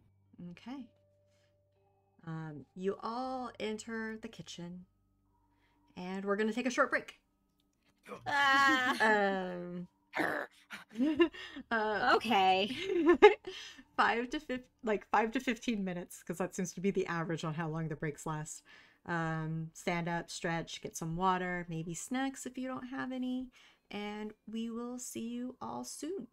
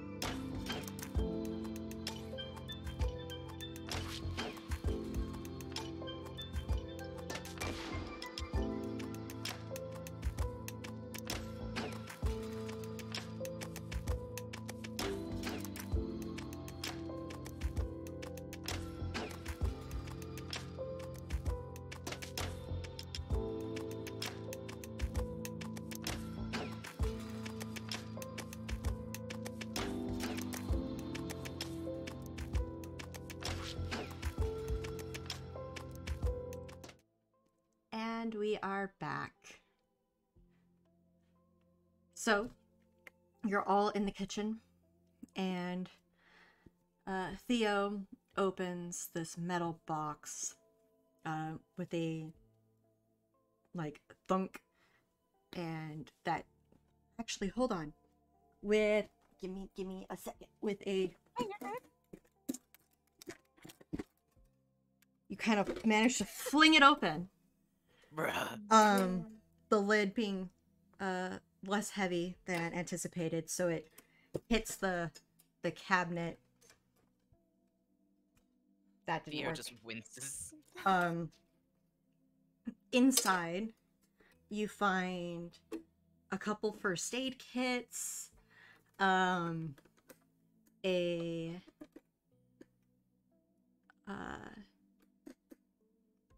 heavy duty crank powered flashlights for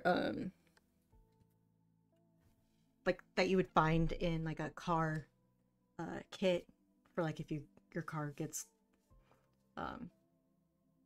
like for side of the road kind of kit kind of thing. You find even a flare, and as Theo, as you dig through, you find a hand taser. Oh. Has a couple different... It looks like there's a couple different safety things on it, but when you get to the point of where you can push down the button, it looks like it's perfectly functional. Ooh. Uh-oh. Just gonna like zap it just a couple times for emphasis. It's and then quite set it aside. loud. Oh yeah, taser scared the out of me. Yeah. Poop out of me the first time I used it. Yeah. Logan flinches back like, what are you doing with that thing? Testing it, and it works. Nope. Mhm. Sweet.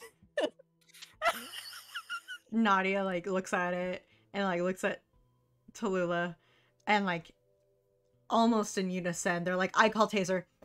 And then when they hear that they said it in unison, Logan, you haven't seen this in a while, they start literally playing rock paper scissors for it. Oh my god. And they keep like giving like the same thing, like there goes scissors, there goes paper, like it's just because they just know each other's habit, and so they're just and like Damien's just like, what the really, like, oh. Theo is just gonna slowly slide it across the floor in Damien's direction. Damien picks it up. Like, Oh my god. make sure, like, double checks that like the safeties are on, and then like just slides it into like one of his cargo shorts pockets. It's like it never was there. But yeah, there's like 3 or 4 first aid kits. Looks like they're all fully stocked, never been used. So like there's antiseptic, like the wipes, and some of like Neosporin and gauze and different things. Looks like also some like over-the-counter pain medication. Behind where the case was, you see like a couple water bottles. The sealed water bottle's never been opened, kind of thing. Yeah.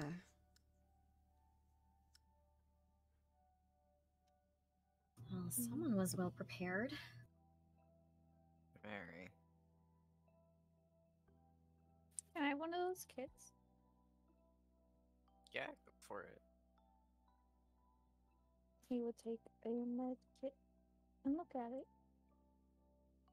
All right. Is there like an island or anything? There is a slight one, like it's not like an installed island. It's one of those ones that somebody put together and can like would roll across the ground. and Okay. move to where they need it. It's currently like positioned in a corner near where the fridge would be. Okay, Theo is gonna pick up the box and put it on the island and pull it closer toward them than like Okay. the group, All just so right. people can rummage through it. Sounds good to me. Yeah. Couple different things. I can just totally do more sound noises. Hold on. Hold on. So you're rummaging through it, and you think, like there's like a little slot in it, almost like somebody had, placed like a magnetic, credit card holder on the side of it. And at one point it held something, but you can't feel anything inside it now.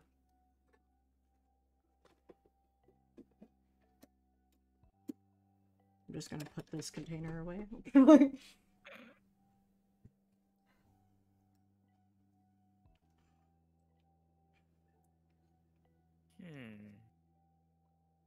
And we haven't really explored much of the ground floor yet, have we? No. You looked at the tree, and now you've looked at the spot in the kitchen.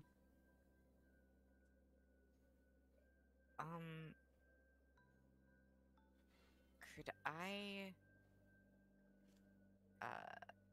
look through the other drawers and cabinets, assuming there are.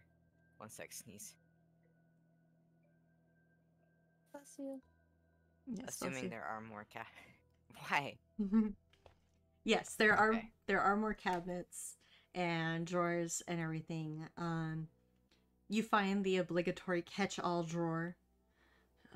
That's just filled with like pens, paper, post-it notes, notepads, cords that connect to something who knows. Some random nails. You find the drawer that had like the silverware or the plastic well, and it didn't look like they had like the organizer or the dividers, so it's literally just a pile of like spoons and forks and knives just fun. in this drawer. And as you open it, it does like the sliding clang noise, very loud, echoey. You find a drawer that like cooking utensils. Whoever owned the house didn't take their stuff with them. I don't particularly like that. You find cabinet full of plates, just plain plates. Do you touch the plates? Yeah, out of curiosity. Just pick one up. You can tell it's like, it's ceramic. Very easily broken, delicate, pricey ceramic. The glasses all match. Everything itself. It's almost like somebody came in and bought anything that could possibly be needed, all from the same place, never bought elsewhere, and then left it all behind.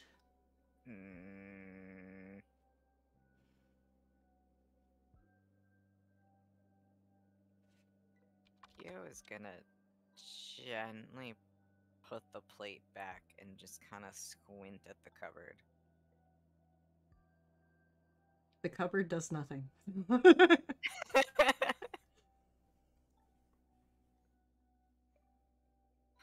Okay, what about the fridge?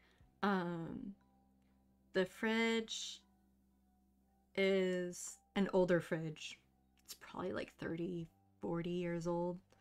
Oh, so the fun fridges. It's the fun fridges. Yeah.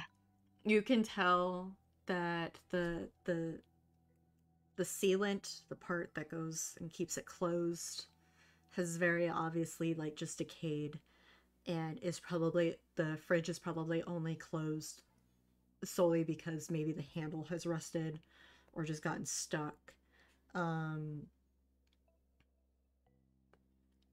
Do you try to force it open?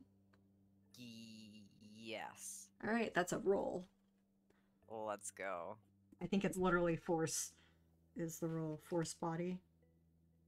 Let's see, that would be 5d8 or an 8d6, excuse me.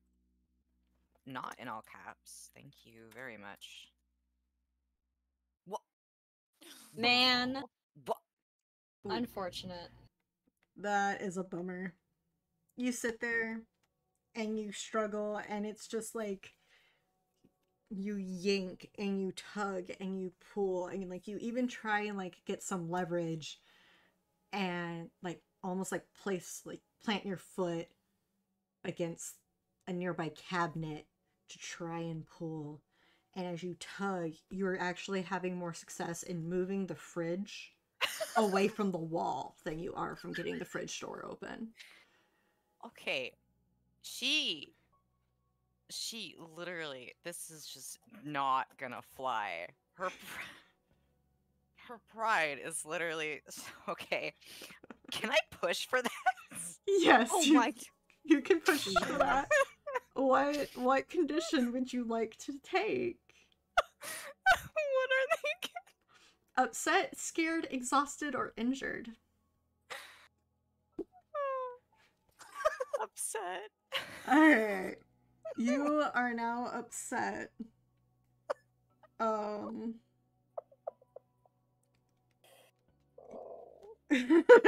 And you open the fridge. What did you expect to find inside the fridge? Are there any snacks, or is it just empty? It's an abandoned house. Okay, If there are but there's snacks, then I don't think silverware you should and eat other them. You don't know until you try. Leftover pizza. Oh my Yeah.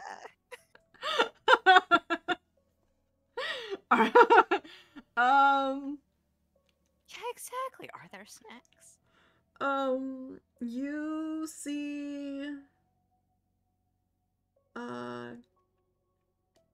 like the army rations kind of thing Oh my god. have been like shoved in like the very back corner of the fridge.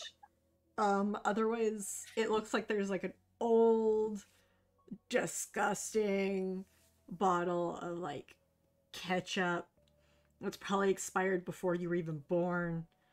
God. Random condiments, just all of them just there in the door itself. You Ugh. yeah, just you get the feeling not to touch any of them, just in fear they might explode. Can she use fish sticks to like slowly pull the rations out? I'm Yes, sorry, she did named you her- clarify out loud prior She to this used moment? She named her stick fish sticks. That's Because I was aware of this. I don't think anyone else who doesn't have access to that chat was aware of the fact that you decided to name your stick fish sticks. And so as far as they were aware, you were just pulling out fish sticks and using them to pry things out of an old fridge in an abandoned house. Because that's the logical thing to do. she's using her stick to pull the rations out of the fridge. The spoils of war, if you will. Yes, you using fish sticks, you managed to get the rations out of the fridge. Good. Now she is slamming the door shut and going to tentatively look them over. They Let me see here. How do I want to describe the Oh rations? god.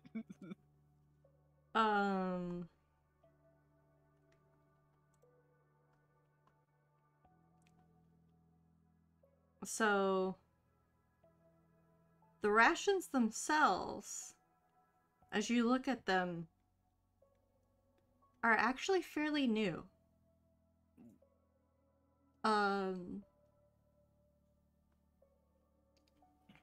They were placed there. Well, you don't know when they were placed, but they quote unquote expire in the next year. Huh.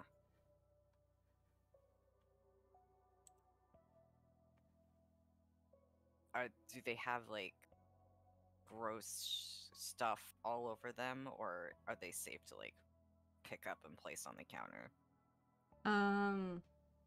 Some of them look like they're kind of gross. Like they were put maybe not entirely cleaned off before they were put in the fridge. But for the most part they look good to go. Huh.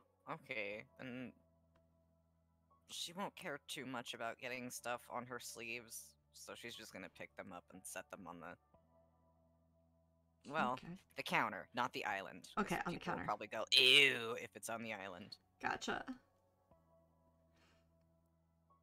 Alright, you put them on the counter. They're just kind of sit there. It's like, let me see here.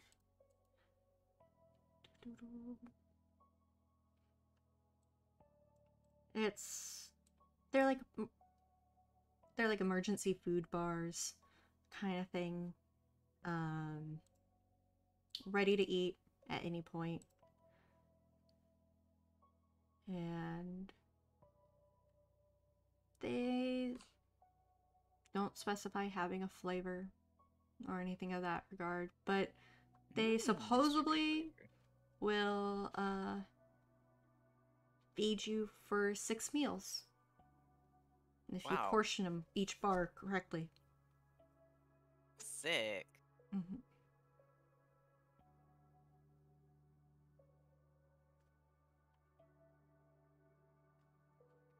Tallulah like looks at you and is like, "You're not gonna carry all of that, are you?" Do you want to help? No. Okay. Then I guess I am.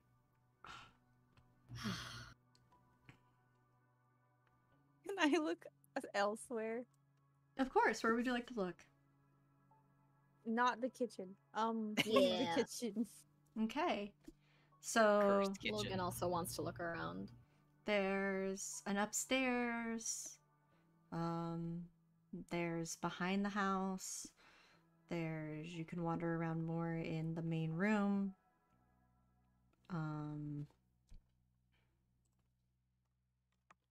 Let me see here.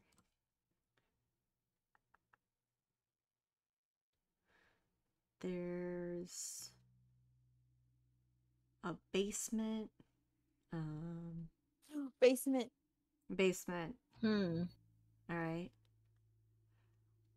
Milo enters the basement. The basement looks like it was used for storing wine and things of that nature. There's numerous shelves, like the little wine racks, and it's in a perfect location for preventing the wine from doing things because there's no sun down here. Any good bottles? None. You would have to investigate that. There's a desk kind of in the back corner as well. Otherwise, there's not much down here. Can you look through the desk? Sure. Investigate, please. Okay. No.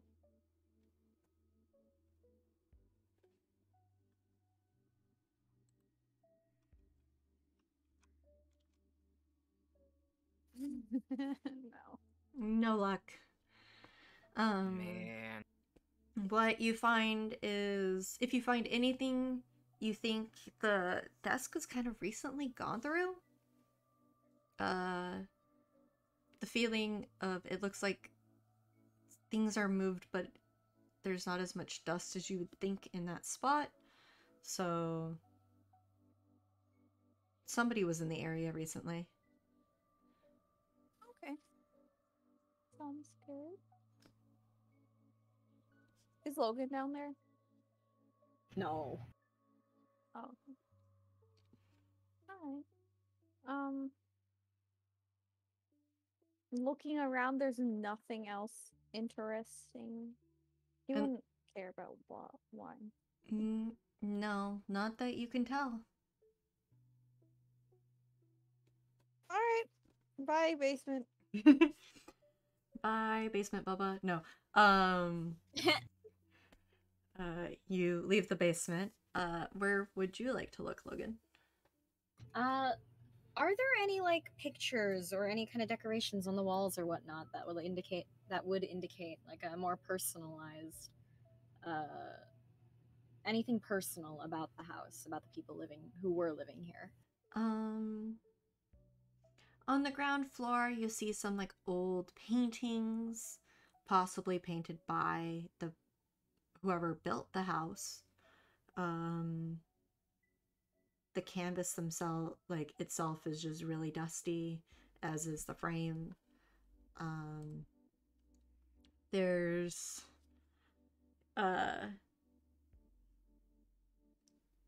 if there's any picture frames, there might be like one or two, but they were placed in such a location that what sunlight has filtered through has kind of faded them. There's photos of what looks like a club, there's photos of what looks like a family, but no identifying features, really.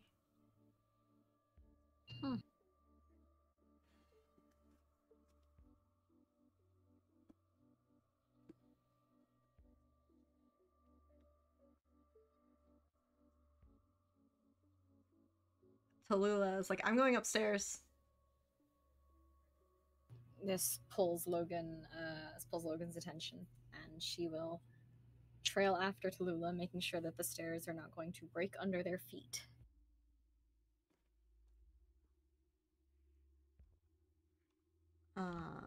Okay. Anybody else going upstairs?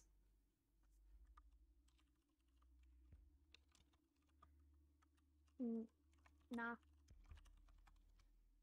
Okay, that's Theo is happy for the moment. all right. Damien is like, you mind if I tag with you?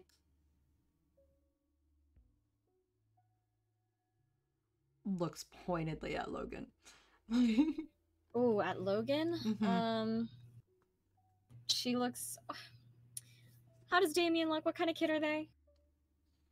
Damien was a newer kid who had joined the lacrosse team. Theo's the one who showed them the ropes. Damien also went through and seems to know a lot about people. Almost like has just as much knowledge about like the rumor mill at school as Tallulah would, surprisingly. Okay. So then what's their social standing? That, I think that's a Theo decision on that. Social Ooh. standing, are you popular? Are you like well known? Are you regarded as like kind of weird, avoided, etc.? I'd say up till now, well Logan's known, been but not popular. Okay, up till now, Logan's been kind of ignoring Damien's existence entirely. Mm-hmm. So Logan will look Damien up and down, very clearly be judging him. Wrinkle her nose a little bit, and then give like a small shrug and a nod of approval, and say, "If you want." Damien like nods like, yeah, no, I'm curious. And gestures towards the stairs like, after you? She moves very easily past him, not even sparing him a second glance. Her ponytail, swinging as she walks. Mm-hmm. So Damien follows. So at the top of the stairs, there's a couple different rooms. You see like an old bathroom. It's utterly disgusting. It looks like there was a lot of water damage in this bathroom. Itself, there's a room with some bookcases, but it's just filled with sleeping bags. Numerous people had slept in this room. They just barely enough room to walk like through the room itself because there's just so many of them. Some of them fully zipped up, some of them left partially open. Some of them with like fun patterns on them, others like solid blocks of color, but all covered in dust. all of them covered in dust? Yes.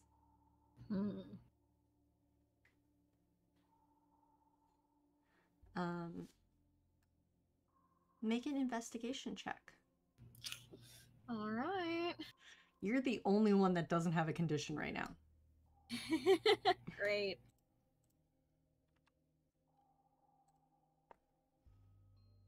All right.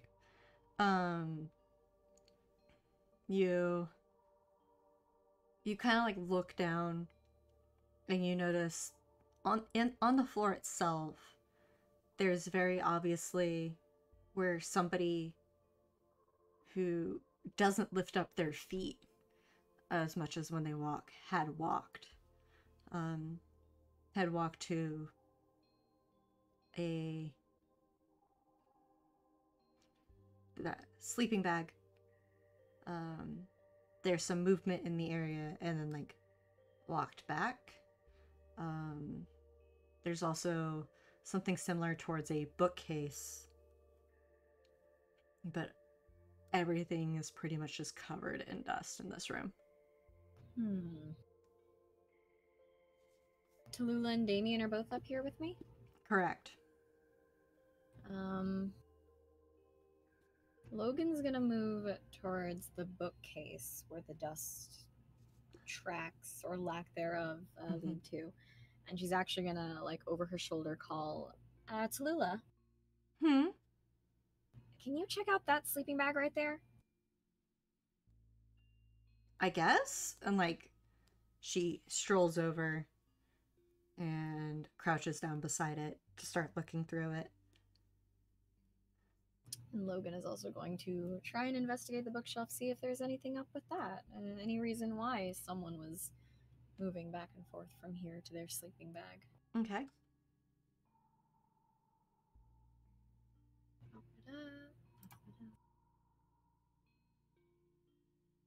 I did D4 in my B. No wonder that I didn't get any sixes. I was just like, huh. There we go. Oh. Yeah, no, you don't notice anything. The bookshelves are random books, some figurines maybe. There's just such a heavy layer of dust that nothing's really easily visible.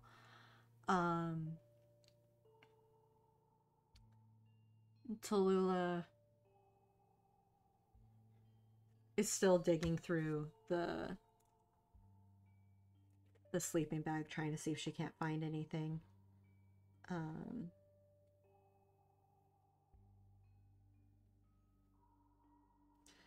And pauses.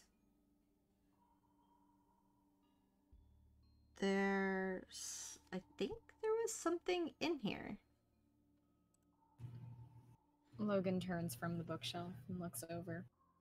Something like what? Well, she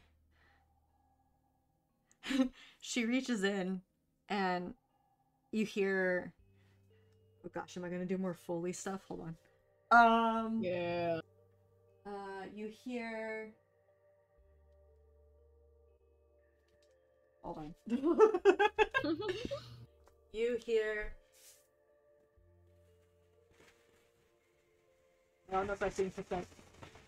Yep. That's very much being picked up. It wasn't transmitting on the stream as far as I could tell. And she pulls out a horrifically pink poncho. Oh my god.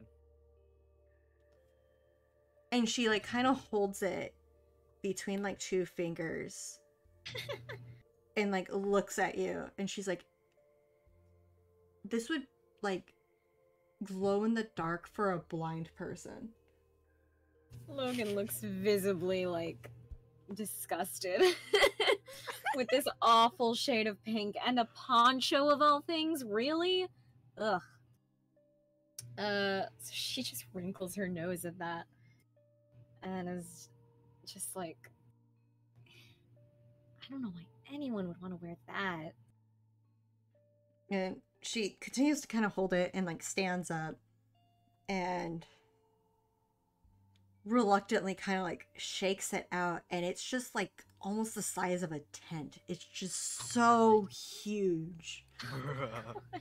And she's like, there's tape on it. What the hell? And they're partially like wrinkled, squished together is like a piece of tape, as if unintentionally it had been used to hold something together.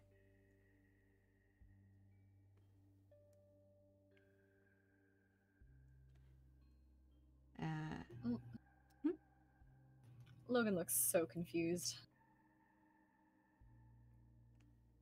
Tallulah is just like, I'm just gonna put this back. And like, Yeah. like haphazardly like shoves it back into the sleeping bag and wipes off her hands. And there's other rooms here. I'm gonna go take a look in them. All right. How tall is Logan? I want to say probably 5'5". Okay.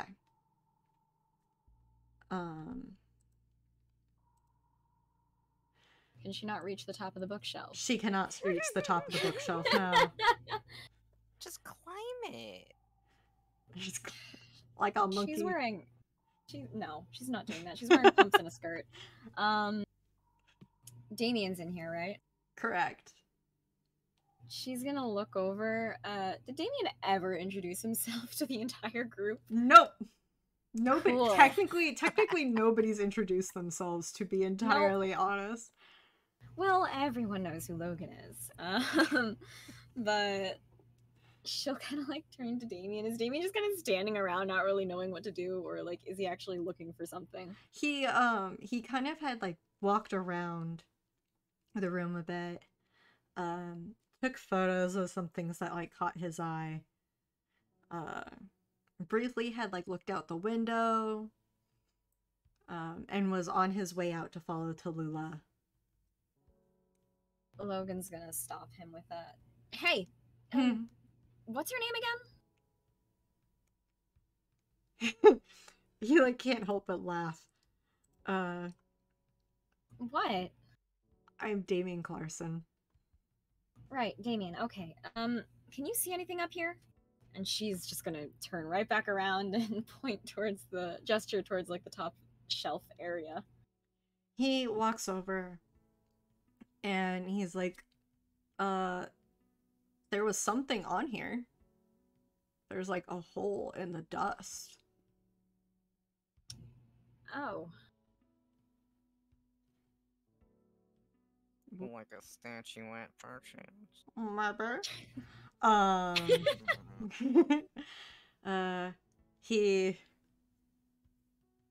like reaches and like kind of swipes his hand, and he's like, yeah, no, it had to have been moved like literally this week because there's no dust whatsoever. How big's the spot? He makes like a gesture of, and it kind of shows like the palm, like he's like about the big size of my palm of my hand. But wouldn't it be hard for just anybody to like small enough that you could grab it and carry whatever it was, assuming it wasn't heavy? Well, yeah.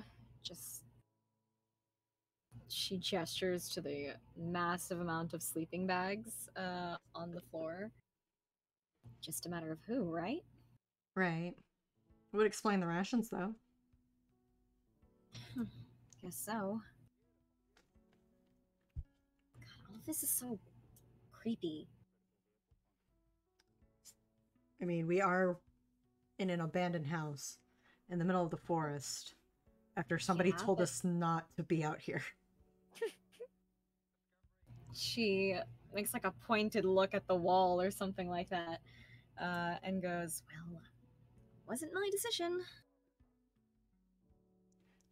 As he starts like walking towards the door to head to the hallway, he's like, you very easily could have decided not to come.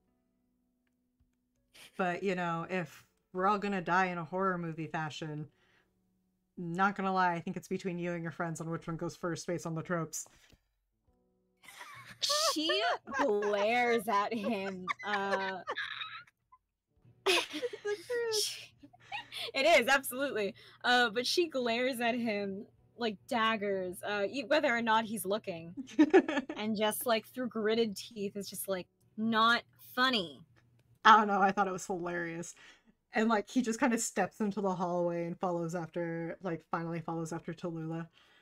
She scoffs and rolls her eyes, and then does like another one over of the room before also moving into the hallway. Mm-hmm. Yeah, with your last glance, you don't see anything really of note. Okay. I'm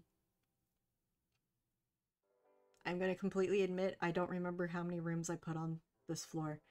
But at the very end of the hallway is a room, and Tallulah is there. You can hear her rummaging through things, looking around. And Damien has entered as well and kind of goes off to the side. So like Tallulah is messing around with this very large, very expensive desk that has like I think I explained it as probably like the most expensive desk you might have seen in your entire life, where like it has like the leather top part and it has like the stand, like the fancy stand for like calligraphy pens and like the signing pens and the Dang. it has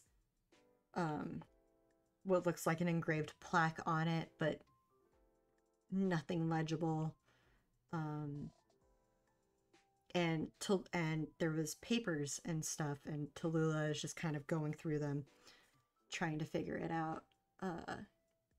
Damien is investigating some more bookshelves, kind of moving things around, trying to see titles.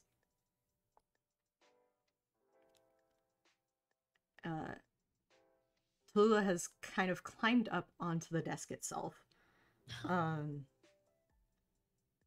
The chair is farther back from the desk, as if either it's heavy And it's as if either somebody had pulled it away from the desk or whoever sat in it was an extremely tall individual. Long-legged loser. Anyways, go on. Wow. And so she's kind of kneeling on the desk itself. And she's just like, who has so much paper but has no identifying information on it? And kind of like just drops it onto the desk with like an angry huff. Who needs a desk like this? Like, I thought this was only in movies. And Damien fumbles and a couple books fall off the bookcase and he's just like, who needs a office with all these books? Some of these belong in a library. And he points at one. He's like, you see this? You see this book? This book's a first edition, printed in the 1800s. What is it doing in an abandoned house in the woods? Logan looks at Damien, and you can tell that her opinion of him is steadily dropping. She just kind of like raises an eyebrow, looks at the book, looks at Damien, and then turns away and looks back to Tallulah. He like scoffs and he's like, it literally says on the inside page, I'm not that much of a nerd, and kind of like slams it closed and like dust flies everywhere. Tell me it clouds up in his face and he starts coughing. Oh, definitely.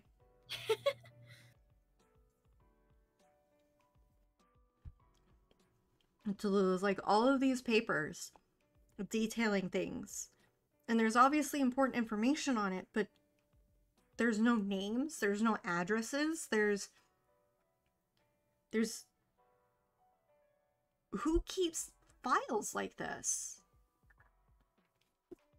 Can Logan also start sifting through the papers just to see if she can catch anything that maybe Tallulah missed? Yeah, of course. While you're searching, anybody downstairs doing anything? Kinda wanted to text Alex, actually. Okay.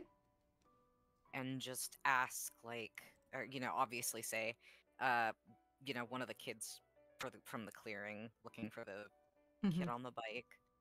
And just ask, like, do you know who stocked this place? Or who owned it previously?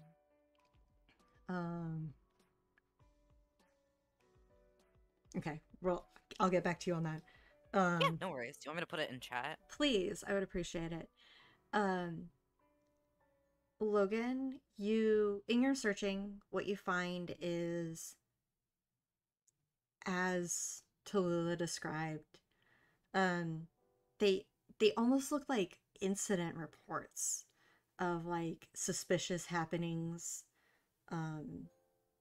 You can tell by looking at them that almost like crucial information has been redacted and blacked out from the pages. And these aren't photocopies, these look like originals. And in your searching, you actually find the pen that whoever was using to redact the information. And you can read. Do you want to read it? Do you want to? Yeah, sure. Okay. 1 second. Let me pull that up. I have so many things saved on my computer for this.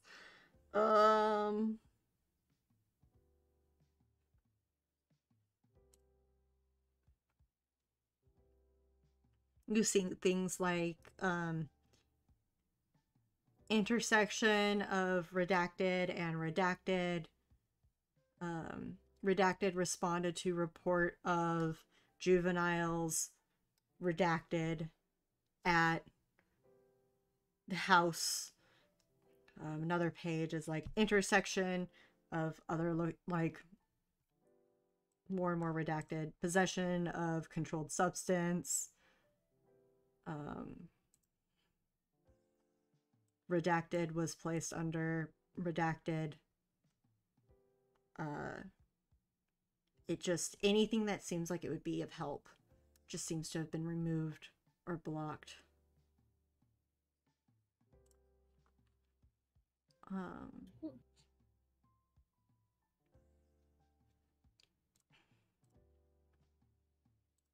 And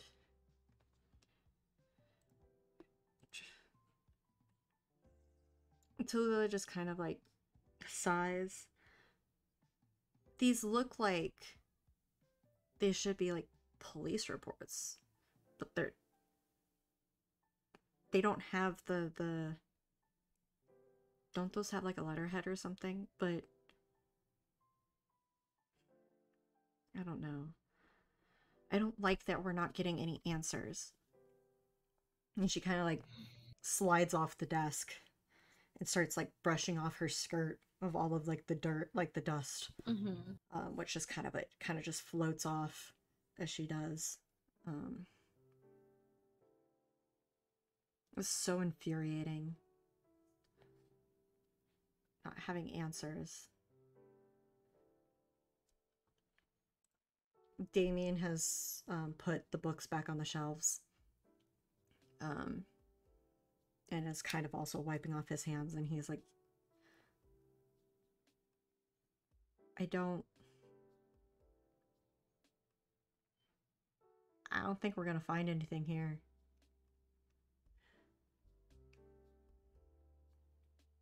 Logan just gives a nod and then starts moving towards the exit, with like an aside to Tallulah, just saying, what a waste of time.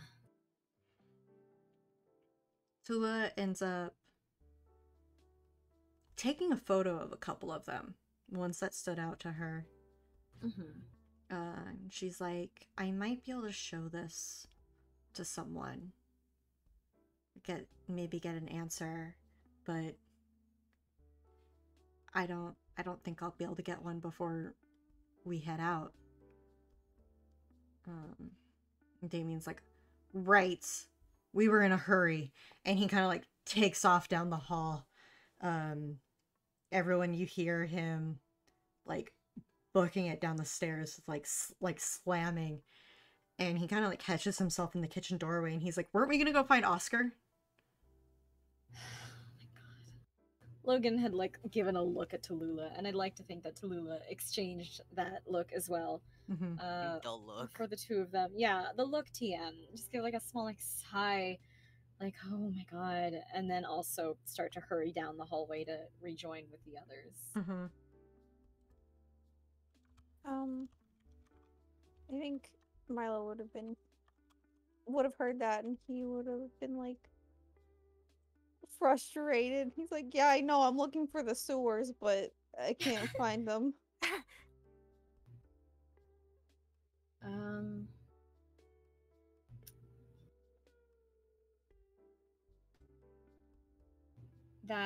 Okay, forgive me, I just need to recap. The panel under the sink was just like, that's the taser, the box with all the supplies, correct? Correct.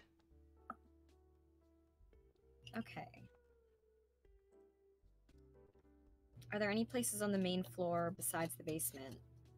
Because Milo checked out the basement that we haven't looked. The common room. Yeah, Outside. The common room really hasn't been explored that much. There's probably some side rooms, like a mud room or something.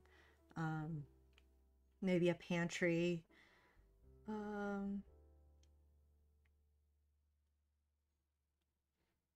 I can't find the map I drew of this house. But yeah, there's a couple different spots that haven't been checked yet. All right. Logan's gonna nudge Tallulah and Nadia if she is in the area, and they will likely go check out the common room. Okay.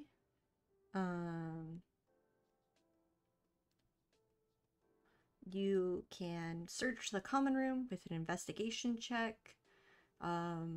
With Nadia and Tallulah's help, add an additional 2 dice to your roll. Heck yeah.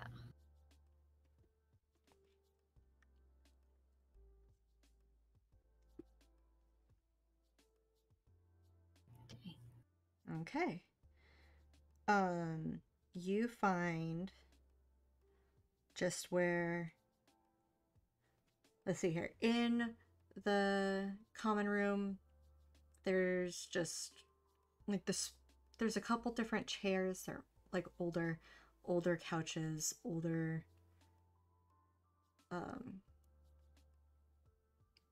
like a small, like coffee table. Wow, words are suddenly very hard for me right now. A small coffee table. There's like a little china cabinet built into the wall itself, filled with little knickknacks and things. From what you can tell, the glass displaying it is extremely dusty and hard to see through. The window itself to the outside also is dusty. Looks a little scratched, but not broken. It has where somehow those like suction cup things, like a couple of those, were still in like the top corners, as if somebody who used to decorate used them and somehow they had not yet fallen. But nothing was currently hanging from them.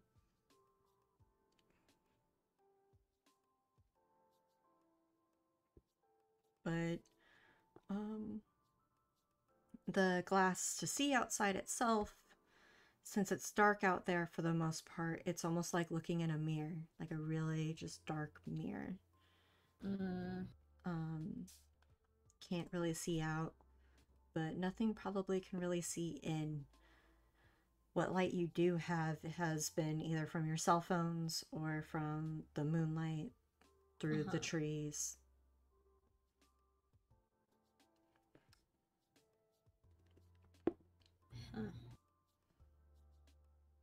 This glass portion, restate for me, is it windows or is it like sliding glass door type thing? Those are like, the glass that I'm referring to is kind of like floor to ceiling Got it. windows. There is a door to go to the backyard from here, but it's solid. It's awkwardly solid in place of all of the... Sorry. No worries. If Tallulah and Nadia accompany her, Logan will probably move towards the back door, try it, see if it'll open. Okay. It seems a bit stuck.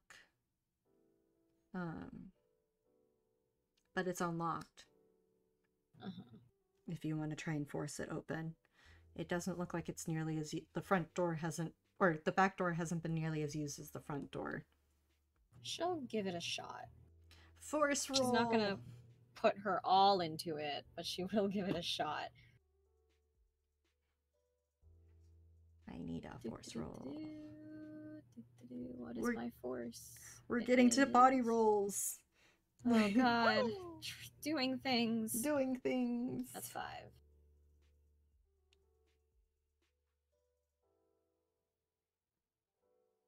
Nope. Nope. The door does not open for you. Go on? No, you go ahead. She mutters a small curse under her breath that I will not say out loud.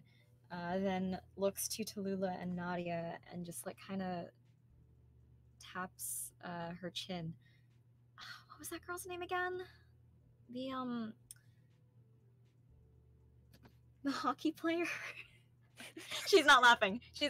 I am. But she'll be like, what's that girl's name again? The hockey player? Nadia just kind of like... She's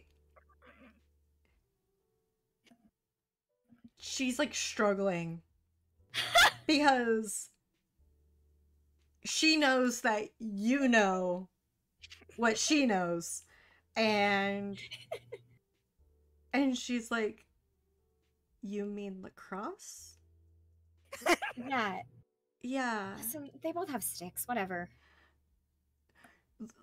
Nadia almost looks offended. Um, and Tallulah looks amused at like Nadia's offense at this. And just has like a giant grin. She seems to like, despite all of her complaining, Lula seems to really be enjoying herself in the situation. Oh, good for her. Nadia's like, Theo, like turning. Theo's gonna like drop one of the rations in surprise and just look over. Yeah? Would you come try the door? It's stuck. And Logan, and shoots Logan a look, can't get it open. Oh. Oh. Logan gives Nadia like a bit of a dirty look, but steps back and crosses her arms, waiting for Theo to oblige. I'm assuming they're in like separate rooms or whatever, so Yeah. she's not like looking at Theo or anything, but if Nadia wants to make that big of a deal of it, then alright. Theo will set the rest of the rations on the counter, like back the ones she was holding, and make her way over. And God dang it, do not make me do another push, because if this bot screws me over, I will. This is literally her pride and her problem. Oh no, here we go. Oh, fingers crossed. You have luck to spend, don't There you? you- Okay. oh, wait. no, No, nope. no. You're upset. No. You're upset. You know what time it is. Oh no. You It's can- time to... Luck. You can luck. Use your But luck. that's such a huge gamble, though. Pushing is like... Yeah, and then you'll only have one condition left till you're broken. 2. 2. 2? Is it 2? I can't count. I can't count either. Yeah, no. Raiko's the one that only has 2. Like, yeah. Milo only has 2 more before is broken. If Theo uses a push now, then Theo will only have 2, which is not inspiring confidence considering you're about to go into a thing. Yeah. And you're gonna have less luck on rolls. Just want to put that out there. I'm gonna fail all of my rolls. I hope you know that. Because I have to get 3 6s and I haven't even gotten 2.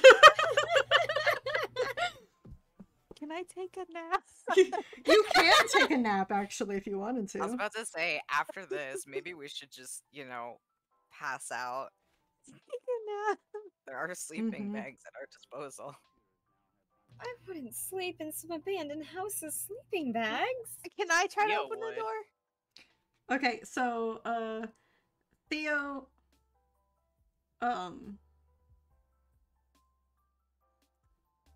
I'm actually gonna give it to you. Hey. Logan loosened it for you. Logan loosened it for you. I'm gonna give it to you. You open it, and it swings Thank you, open, merciful GM. and it has, like, it does the really, like, painful creak open. And everyone that can hear it just kind of, like, cringes, because it just, like, sets everything not okay.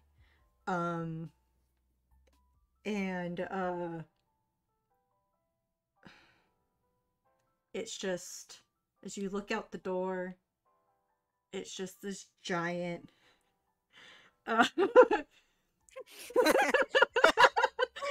just this giant, like, dark looming forest.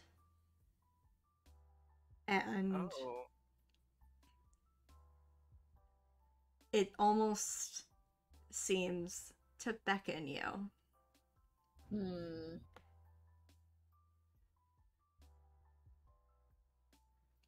Mm-mm.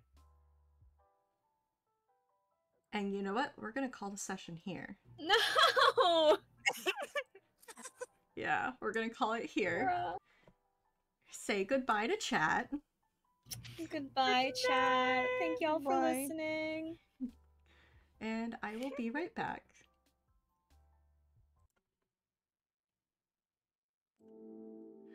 Alright, thank you for watching Session 2 of Better Than Paradise's B-side, a Tales from the Loop Blackout Club inspired campaign. Join us this Wednesday for session... I can't count. How many sessions has it been? Oh god, is it session 4 already? It's session 4. Yeah, session 4 for A-side, or same time, same place for session 3 of B-side. Thank you all so very much for tuning in. Reminder, you can submit stars and wishes, or join our Discord to discuss things, and we will see you again sometime soon. Good night.